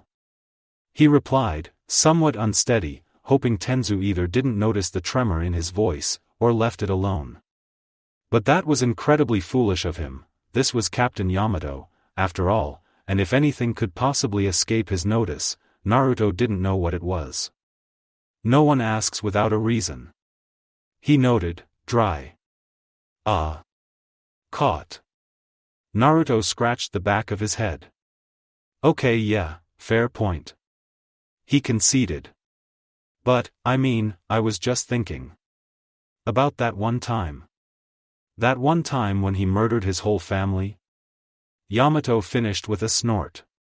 Naruto smiled, sheepish. Yeah. That time. It's just, he was really smart, right? Like a genius? Rose through the ranks at a young age, joined Anbu at a young age. That doesn't sound familiar? Yamato noted, sardonic, pointing to he blonde. Well, yeah, Naruto agreed. He could see the similarities very clearly on his own and could really do without everyone he met making a comment on it. I guess that's kind of my point. Everyone thought he was amazing, but he really wasn't that amazing. Hell, I heard Kakashi was a jounin when he was like, 7. That's an exaggeration. Yamato interrupted, mildly, but ultimately did not refute the claim. Naruto continued over him. So, how could it have been possible for one boy who, at the time, was practically Miyagi-Do completely annihilate a whole clan of professional ninja? I think you may be underestimating him a bit. The captain warned. Naruto watched him with luminous eyes, searching. You really believe he killed them all without any help? Yamato turned his head sharply in the direction of their team. Not too far away, Tawa and Koga were chortling over an Ika they had found in one of the dead nin's pockets. Some ways behind them, Yugao was diligently combing through the rest of the dead. No. He answered, at great length, sounding almost resigned. No, I don't. Karakyubi mentioned something. Naruto began slowly. About the massacre. And how he doubted that it could have been pulled off by one person alone. He said that he thought someone else was involved. Your fox is well informed. Snorted Yamato derisively. Naruto shifted his weight. Unsure of how to respond to that. The captain gave another sweep of the perimeter, before leaning in close. This isn't something people know about, Naruto. There was something disquietingly intense about his tone, as if he was imploring Naruto to understand something hidden in the spaces between his words. And for the record, I'm not agreeing or disagreeing with you. But undoubtedly there was someone who stood to gain much from the end of that clan. He's not speaking of Madara. Kyubi mused, darkly. So there were more people involved than just him? Naruto thought, somewhat disturbed. Just how far does this plot go? I think I may have some idea. I'll caution you to let some sleeping dogs lie, Naruto. Not all stones should be overturned, at least, not now. I wouldn't want you making any dangerous enemies so soon. He leaned back, reverting back into something pleasant. Now, I think it's about time I whipped those two back into something approaching professional. He nodded his head towards Tawa and Koga, who were loudly guffawing at the book. If you'll excuse me. Naruto blinked rapidly at his exit, still trying to make sense of anything at all. He didn't know what he had thought on his first meeting with the infamous Uchiha Itachi, and perhaps that was the most startling part of it. There had been nothing obtrusive about the event at all. Nothing grand, nothing of great prominence, not at all what he'd have expected in meeting a mass murderer. Then again, who was he to judge the psychology of a mass murderer? Perhaps they all secretly joined knitting circles, he'd never know. And then, he snorted. Well, they certainly all joined something. And that something was called Akatsuki. Naruto shook his head, turning over Yamato's ominous warning in his head. It seemed the death of the Uchiha clan was infinitely more convoluted than a psychotic clan member offing them all. He's right to caution you. The demon noted. As I have said before, and will now remind you again, perhaps you aren't ready to know. And when will I be? Naruto retorted. If there's something I can do, anything to help Sasuke, I want to, I implore you, for once in your short existence, to have a little foresight. Your captain, gullible fool that he is, undoubtedly only wants the best for you. He has grown quite fond of you, as of late. Trust in his judgment, for he would not intentionally lead you astray. If he believes you aren't ready then, who would think you not ready? Naruto harumphed. Regardless, he still felt the instinctual urge to dive into this, a restlessness crawling up into his bones. He knew Kurama was right, hell, he knew they were all right. Anbu he may be, but there were many adversaries infinitely stronger than him at this point. It'd be incredibly dumb of him to charge headfirst into them though. That was exactly what he wanted to do. Hell, 4 months ago that's exactly what he would have done. Naruto wasn't sure when he had started using the person he was 4 months ago as a moral barometer, but it made for a radical difference. It was also somewhat humbling. He didn't know what he would do without them. What he'd be doing. He could acknowledge that both Yamato and Kurama were writhe, could also acknowledge that the two of them were perhaps some of the most powerful and rational people he knew. Fine. Naruto agreed, reluctantly. But don't expect me to wait for too long. They returned just past dusk.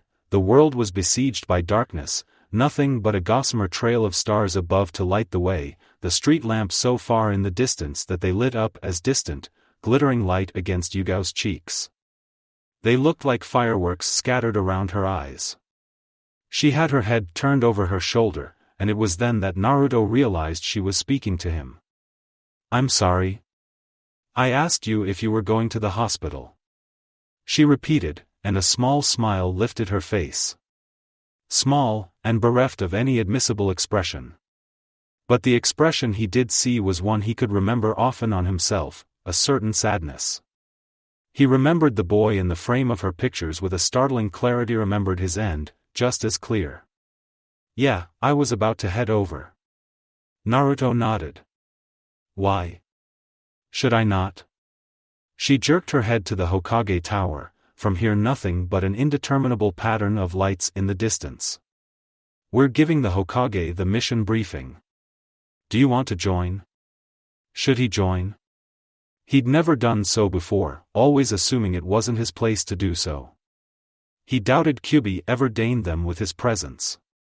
She read the hesitation right off his face. You're allowed to go. She reached over, and before he could stop her, messed with his hair. You're a part of this team. That warmed him, somehow, even with the bitter cold wrapped in the cloying darkness around them. They were not the only Anbu team debriefing the Hokage in the darker hours of the night. A team he didn't recognize had just finished their update as Yugao and Naruto entered the office. Naruto wasn't all that surprised to find Jiraiya lounging halfway out the window, a very recognizable orange book in hand, pipe in the other.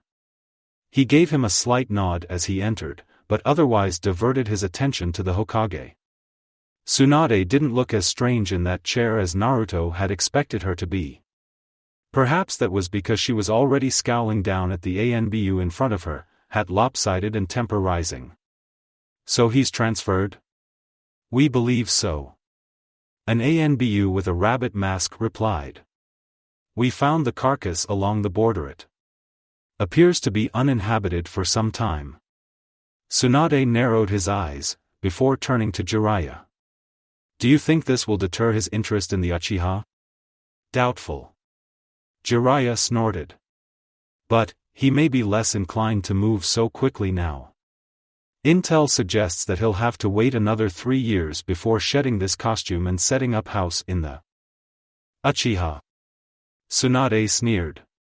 Well, he could have been more tactful about it, but the fact remained that inevitably it was Sasuke that Orochimaru wanted for his next body. Naruto growled.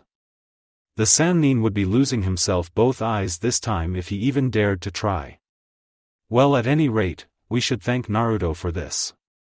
Jiraiya nudged his head in Naruto's direction. Orochimaru had to take a body after the number he did on him. Oh? Yamato turned around. Is that right? Jiraiya chuckled. Well, you can thank Sarutobi for the arms, but the eye and the tongue were all Naruto. Naruto rubbed the back of his head. He didn't know how he felt, being praised for effectively maiming someone. It did, however, appear to earn him marginal respect from every Anbu in the room. Tsunade sighed, waving a hand. Thanks for the update, guys, you're free to go. Enjoy the rest of your night. Thank you, Tsunade-sama, said the man with the rabbit mask, whom Naruto assumed was the captain, before they all disappeared in an enormous cloud of smoke. Naruto could sympathize with the guy though.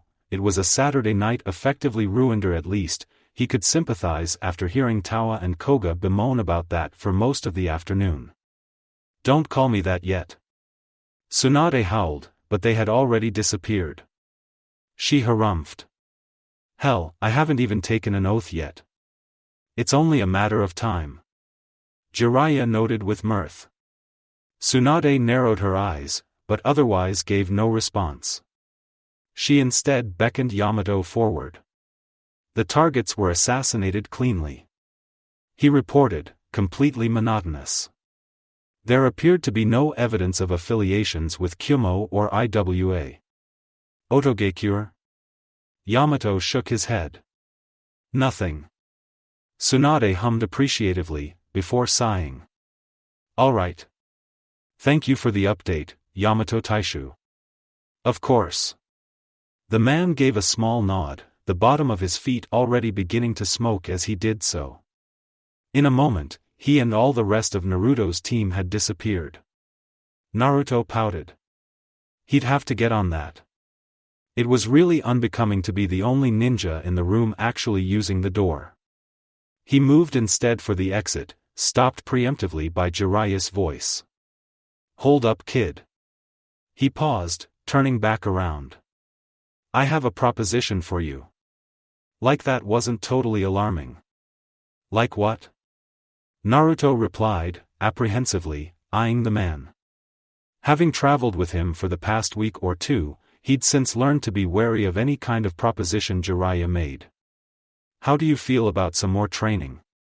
Naruto blinked, debating this with great deliberation. On the one hand, he was sure there was something that the man could teach him. On the other, there was probably a lot more he could learn from somewhere else. That being said, it would be rather unproductive not to at least soak up all the information the man had to give, and if he was offering it up like that, how could he refuse? But then his eyes narrowed. What's the catch? Tsunade chuckled. Under her breath. Perceptive kid. Jiraiya grinned. 2-year training trip, with me. Around the world. Pass. Naruto deadpanned, moving again for the door. Jiraiya sat upright, looking somewhat offended. What? You're saying no? To a chance to see the world and learn amazing things your friends could only dream of knowing? Somehow he doubted that there was anything like that which Jiraiya could teach him. Not only that, but 2 years. That proposition was effectively shot down in flames. He refused to abandon not only his team, both his ANBU team and Team 7, but his village for such an enormous stretch of time. He could feel Kyubi's ready agreement with this. Well, not the whole abandoning the village and his friends part, but the vehement opposing of traveling with Jiraiya, in that, they were in staunch agreement. I'm sure there's still amazing things to learn here. Naruto pointed out, acerbically. And not only that, I'm not leaving my team, my village, and my friends for so long a period of time. Naruto, Jiraiya began seriously, there are people after you, and it would be in your best interest to leave my village full of trained shinobi? Naruto rolled his eyes. Akatsuki may have made it in once, but who's to say they wouldn't find me even easier outside these walls? There's no point in taking that chance. Jiraiya turned to Tsunade for support, but the blonde Hokage shrugged. Who am I to tell him what to do? You're the Hokage, Jiraiya pointed out flatly, you can always tell him what to do. I'm not Hokage yet. Tsunade refuted, equally as flat. And at any rate, it's a personal decision. If Naruto doesn't want to leave, I won't force him to. Not when he has a point. Naruto appraised the blonde Senju admirably. Maybe she'd make an even better Hokage than he'd thought. If that's all, the blonde began, coolly, I'd like to visit my team at some point before sunrise. Yes, that's all. Tsunade replied, for the both of them. Jiraiya opened his mouth in protest, but quelled in the face of Tsunade's quiet wrath. Thank you for your time. Naruto nodded in response, dragging his mask over his face and exiting as quietly as he came. You were really opposed to that training. He began without preamble. Any reason for that? I'm not fond of that old man. Kyuubi sneered. And there is more than enough reason to stay. This raised Naruto's brows, the blonde making a thoughtful noise as he exited the tower, leaping up into the night. You have ulterior motivations. Not a question. Don't I always? Naruto flew over the rooftops, scowling. I thought you were going to tell me about those. Not when you do not need to know. Naruto skidded to a halt, the abrupt motion sending a small avalanche of tiles toppling over the side of the roof. He probably looked rather foolish, arguing with the air like this. I thought we agreed that I do need to know. And, if you haven't forgotten, this is my body. I think it's fairly safe to think I should have a say in what goes on with it. I acquiesced that you had a point. I did not agree explicitly. And, before Naruto could protest, that being said, if I feel it would be wiser for you to know, then I'll tell you. Was that supposed to be reassuring? Naruto snorted. Only Kyuubi would find that even slightly reassuring. He'd been staring at Sasuke for so long that, frankly, it was starting to get a bit creepy. But he felt restless and on edge, an indeterminable helplessness prowling in his stomach, in his very heart, in the narrow channels of his blood, and he felt that if he took his eye off the boy, even but for a moment, he'd lose sight of him. Sasuke is right here, he reminded himself, somewhat futilely. Sasuke was right here. But he could have been an infinite distance away, for how close Naruto felt to him right now. Sakura must have stopped by. His eyes lingered on the fresh flowers blooming behind Sasuke's head. A petal had drifted past his face, curling behind his ear with a splash of yellow in an otherwise unsubstantial landscape of sterile, white cotton. Tsunade had come by as well, working her medical voodoo before proclaiming that the only thing they could do for the Uchiha was wait. Sleep, rest, and waiting. Nothing else could be done. He curled into the chair by the window, rested his head on his knees, and fell asleep. Not long after his breathing evened out did his head rise, a slow, deliberate motion. The fox stirred, rolling his shoulders and adjusting into the boy's limbs. He hadn't been lying when he said he would inform Naruto of his actions when necessary. He had to begrudgingly admit that the boy may have a point. It would be infinitely easier to attain his goals if he wasn't at constant ends with his host. And the boy was deceptively easy with a soft touch, so starved for attention as he was. The irony was not lost upon Kurama. It would be so easy to hate the Uzumaki, as he had hated all Uzumaki, the incorrigible old bat, and her loud, abrasive clanswoman, and yet, he felt compelled to the blonde. Not in any tangible sense, for the blonde had never done anything noteworthy, not yet at any rate. Much like his mother, Naruto was loud, insufferable, and often vexatious on the best of days. And yet, in brief, quiet moments that Kurama was sure the blonde didn't even know himself, he would catch the boy's profile in soft light, the slight shift of his eyes, the wisp of his dreams between wake and sleep. Can I call you Kurama? His voice, thick with half-remembered memories, and he wondered at the striking similarities, how familiar all of these movements were to him. And he wondered if perhaps it was simply a trick of light, or there really was something more to the boy. Something that the demon could not see. He eyed the boy on the bed, pale, with a refined nose and high cheekbones, a subtle chin. If anything, it was this boy who should seem familiar. Kyuubi sneered. He Spared the Uchiha one last glance, before lifting out of the open window and into the moonlight. Sunlight flittered over his face, a brief, warm hand.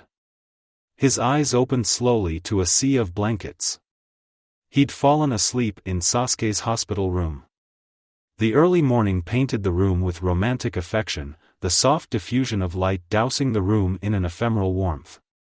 A line of gold ran down the curve of Sasuke's face, the other half was tossed ominously in shadow. Naruto stirred, rolling his neck with a yawn. His back ached like hell. He probably shouldn't have slept hunched over the bed like that. It'd take ages to crack his back into place. The blonde moved to stand, yelped, and immediately struggled to grasp artlessly for the object that had fallen out of his lap before it clattered noisily to the ground. Fortunately he caught it inches before the tile, finally taking the time to look at what it actually was. His mouth dropped open. There was a sword in his lap. And not the usual Anbu sword. Or at least, if it was, he had most definitely stolen it off some high-ranking officer. It was undoubtedly the most beautiful work of metal work he'd ever seen. That being said, Naruto had no appreciation for swords whatsoever, so really that meant very little. But even he, a novice with the blade, could see the sword for the work of art it was. He was almost a little concerned with touching it. Whose was it? And how in the hell did he come to claim its ownership? The answer was obvious. Kyubi. He greeted, sarcastically. Thanks for taking my body while I was sleeping. Did you have fun? I had a productive night, if that's what you mean. Replied the fox, unabashedly unapologetic. Typical. Naruto sighed. Part of him wanted to flip over Sasuke's bed, kick over the bedside table and light the whole room on fire in frustration. The other decided he simply didn't have the energy for it. Care to enlighten me?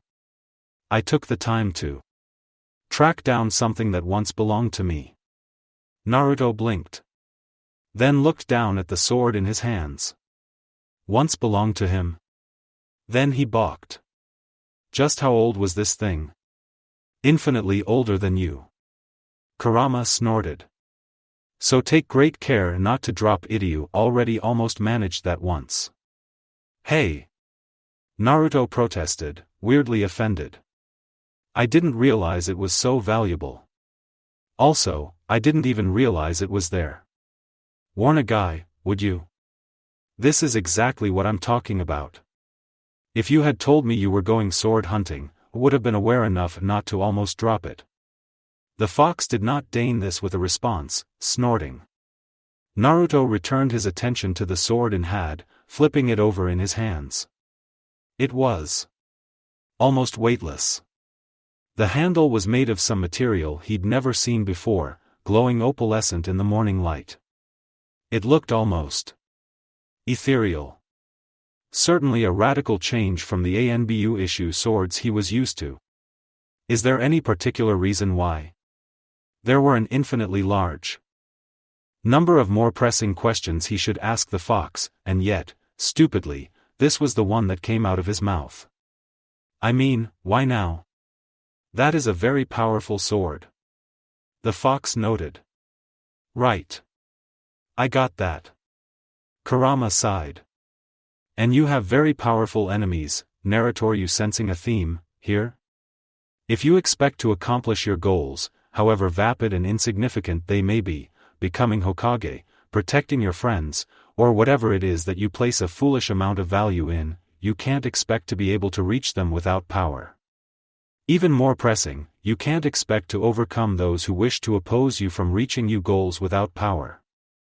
You're talking about Akatsuki. Naruto pointed out, grim. And by extension, Madara. Kyubi agreed. And I don't doubt that there will be more domestic adversaries in your way. He wasn't wrong. Although, Naruto still wished that he could be included more in all these sword stealing, running in the night events. He sighed, shrugging. Well, the fox was old. You couldn't teach an old fox new tricks? Or if you could, Naruto couldn't expect it to happen soon. That's true. The blonde appraised. But, I'd say we're not doing too bad of a job. Hell, we did a number on that snake bastard. Don't get too proud of yourself. Kurama warned. Had the snake made use of both his arms, the fight may not have turned so easily in our favor. Naruto blinked. You said it yourself before, he's weak, and a coward. Yes. Kyuubi agreed. He is all of those. His sword, however, is not. His sword? Naruto blinked rapidly, trying to remember anything significant about it. Aside from the fact it was wrapped in a disturbingly long tongue, he couldn't remember much else. What about it? What about it? The fox caught himself before he could truly work into anger, sighing. Kusanagi is one of the most sacred, ancient swords. That you fail to even recognize this speaks to how far the world has descended from its former teachings. It's famous, then? Immeasurably powerful as well. Kyuubi added. Fortunately, it does not appear that the snake is aware of his swords. Infamous history. I, however, won't make that same mistake. Naruto peered down at the sword in his hands. To him, it didn't look all that different than any other sword. Not that Naruto had much appreciation for them, they were things handed out like candy at the Anbu headquarters. They came in many sizes and shapes, and, sort of like ramen, everyone had a favorite. He could feel Kyuubi's outrage in the comparison of swords to ramen. So this sword is famous and immeasurably powerful, too, I take it? Perhaps more so. The fox intoned, darkly. What is it?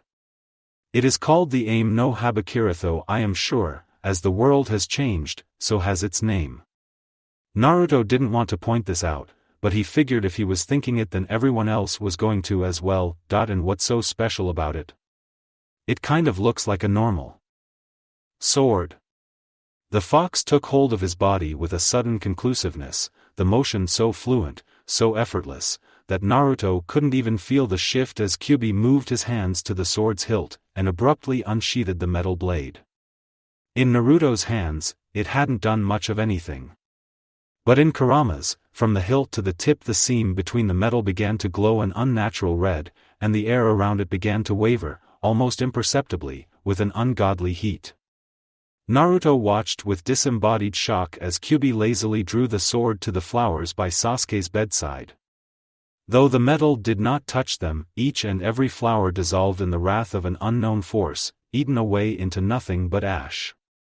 The glass lip of the vase melted and bubbled over, warping into something unrecognizable. Naruto took hold of his body again, jerking the sword away from the bedside table, with a force so violent that he accidentally banged it against his chair, sending the whole thing up in flames. The blonde squawked, fortunately having the foresight to sheath the blade this time before moving around the room. Kyuubi besieged him once more, using a water jutsu to douse the whole thing.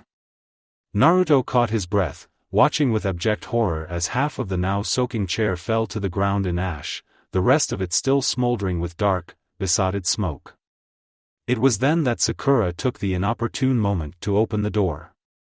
She took one look at Naruto, and one look at the chair, and then another at Sasuke's bedside table, and then calmly turned back to him. Naruto, she began slowly, but Naruto knew that beneath that deceptive calm was boiling rage. What are you doing? Naruto grasped at the air, attempting to come up with something, anything, fire jutsu. I was trying out this little fire trick, I thought it might cheer Sasuke up, even though he couldn't see it. And it kind of, got out of hand? It was a testament to his previous stupidity that Sakura took this excuse at face value, shaking her head. Don't let the nurses see that. She intoned ominously. They'll have your head. Right. Naruto agreed, nodding rapidly and beginning to shove everything into the trash can. The chair came apart in his hands, and he shoved all of the remains into the bin, along with most of Sasuke's flowers. Great idea, Sakura. You always have the best ideas. The kunoichi frowned at him, watching his hasty cleanup with a diligent eye. He chuckled, nervously. Sorry about that. And as nonchalantly as possible, he tucked the ancient sword into his belt, hoping that, like him, Sakura came to the conclusion that it looked like any other sword and wasn't like a flaming sword of hell that could burn through air itself. She did, so small blessings and all that. Well, you probably shouldn't try that again. And then, shaking her head. Honestly, you could have burned Sasuke, too. Like he needs any more injuries. He rubbed the back of his head, cowed. Point taken. She sighed then, taking a long sweep around the room. Something sorrowful clung to her face, and Naruto didn't like the look of it. He hasn't woken up, then. Naruto turned back to the boy in the bed. No. He agreed, softly. It's been days. She leaned against the doorway. I know Tsunade-sama said all we could do was wait, but... Naruto swallowed. To be honest, he had been thinking along the same lines. It was unnerving to see Sasuke so still against the sheets. The Sasuke in his head was always in movement, stewing in a quiet storm of rage. To see him so devoid of any emotion at all was concerning. Kyuubi snorted. It's Sasuke we're talking about. Naruto reasoned. He's a bastard, but he wouldn't give in so easily. Sakura let out a wary breath. I guess you're right. She agreed, though everything in her face remained skeptical. She looked away, briefly, down the hall. She turned back, biting her lip. That I was going to visit Lee-san and Shikamaru-san too. Naruto smiled, though it clung to his mouth like a false skin. I'll tell you if he wakes. She looked infinitely relieved. Thanks, Naruto. And then, with a brief hesitation, she darted to give him a quick hug, before darting back. Not too long ago, this would have made him irrationally happy. Now, it only surprised him briefly before he returned to the matter that had been at hand before she had interrupted them. He drew the sword out of his belt, holding it up into the light. It glittered, almost omnisciently. He tried to mimic what Kyuubi had done, manipulating his chakra into the metal. It felt different than how he normally channeled chakra. More fluid. When he channeled his chakra into water, walls, or trees, it sort of felt like he was using his chakra to push against them. This felt infinitely strange as if he was becoming a part of the energy of the blade. It worked, the metal heating up in his grasp. Fortunately the sheath still covered it, and half the room didn't burn down in the process. Aim no habakiri, huh? He gave it a few practice swishes, making sure to keep it tightly sealed within the sheath. The last thing he needed was to not only burn down the room, but the hospital as well. And this was your sword? No. The response gave him pause.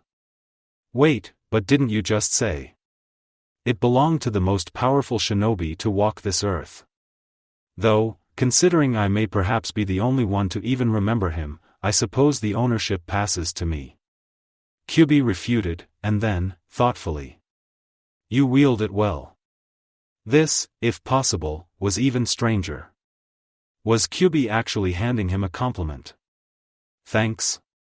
He replied, wary. He looked back down. Most powerful shinobi to walk the earth, huh? He grinned. Sounded good enough to him. He may have had ulterior motives in retrieving the sword of Hagoromo so soon, but this did not disrepute the fact that he was ultimately doing Naruto a favor as well. The blonde could only benefit from having one of the most powerful weapons to exist. Doubted that many of them had survived the weather of time. But seeing Kusanagi once more had reminded him that the great sword of Susanoo most likely had passed down through the Uchiha line, and it wouldn't be too difficult to discern its location. As he had suspected, buried beneath the many tossed artifacts under the Uchiha compound was, indeed, the great and feared sword of the storm god, looking for all the world as an ancient heirloom carelessly fallen into disuse, and nothing like the archaic weapon it truly was. Noit's location was not particularly surprising. However, Naruto's affinity for the blade was. Kyubi shook his head. Perhaps it wasn't. After all, like opposite sides of a coin, he and Naruto were essentially the same. The demon unsheathed the blade, swinging it in the air as a lethal arch of glinting light. He held it up to the moon, the sight eliciting great satisfaction. Yes, it would be infinitely beneficial for Naruto and also infinitely beneficial for him. The blonde demon shook his head, sheathing the sword once more, and moving to leap soundlessly over the village wall. The demon moved through the shadows, his path erratic and seemingly purposeless.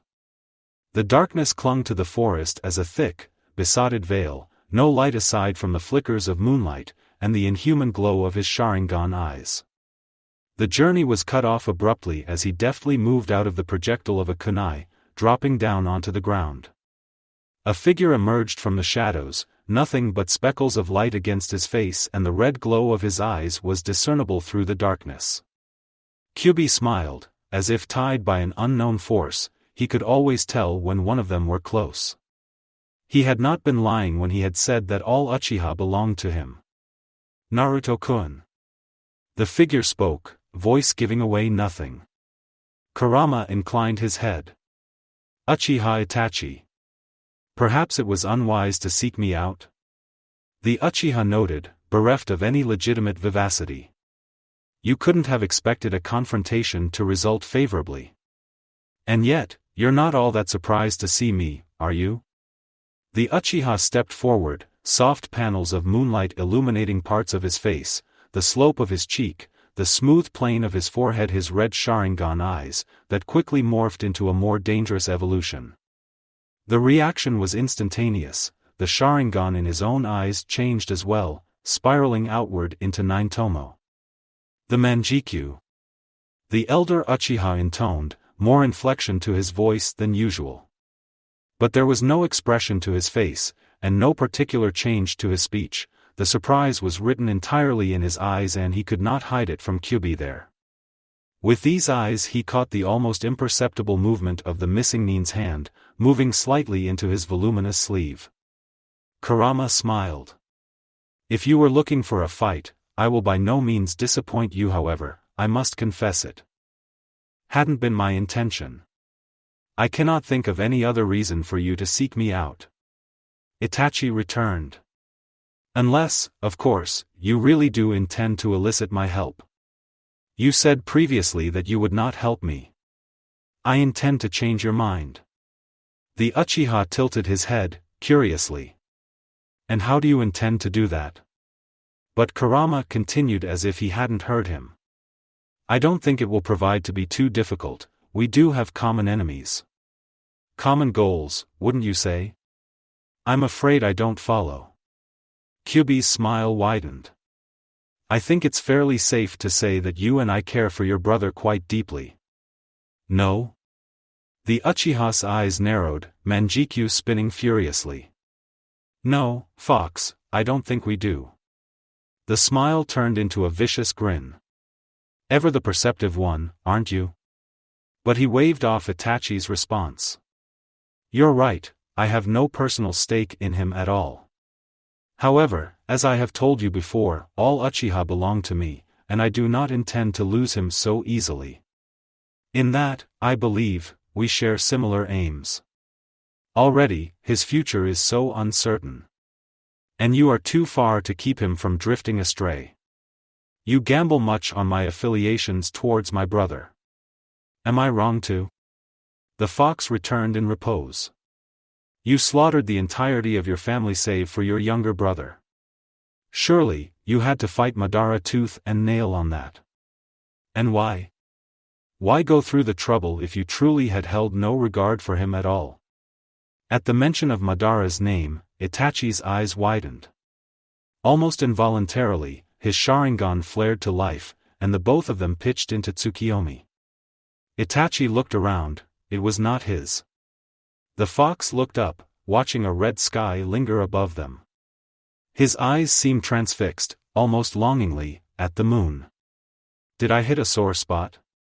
He asked, rhetorically, dragging his gaze down away from the dream sky.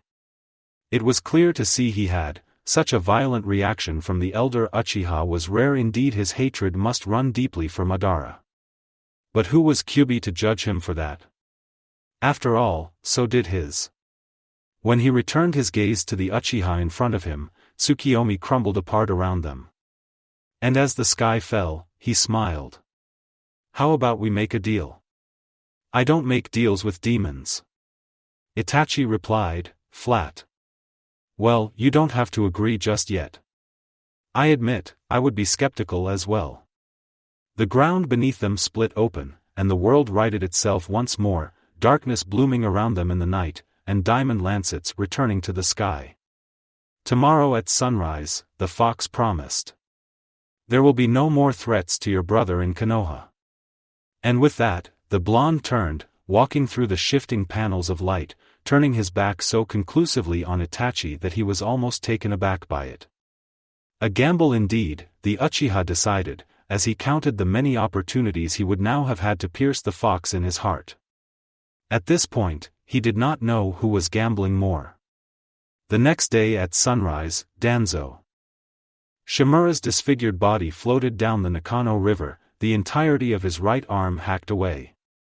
The hunter Nin proclaimed it to be the work of missing Iwagakure Nin, who had much to gain and a personal vendetta against the elder. Itachi found it ironic, but oddly fitting, watching the mangled corpse drift with the current. But it did not go unnoticed that both his right eye and the majority of the right side of his body were so heavily destroyed that it had begun to come apart at the seams and that his entire right limb was so mysteriously missing.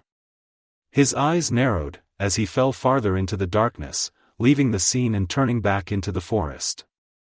Yes, the fox had made good word on his deal, but it was clear that he had his own motives.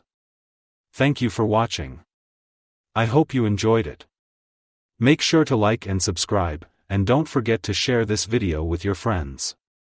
Guys, make sure to help the author by visiting the link in the description.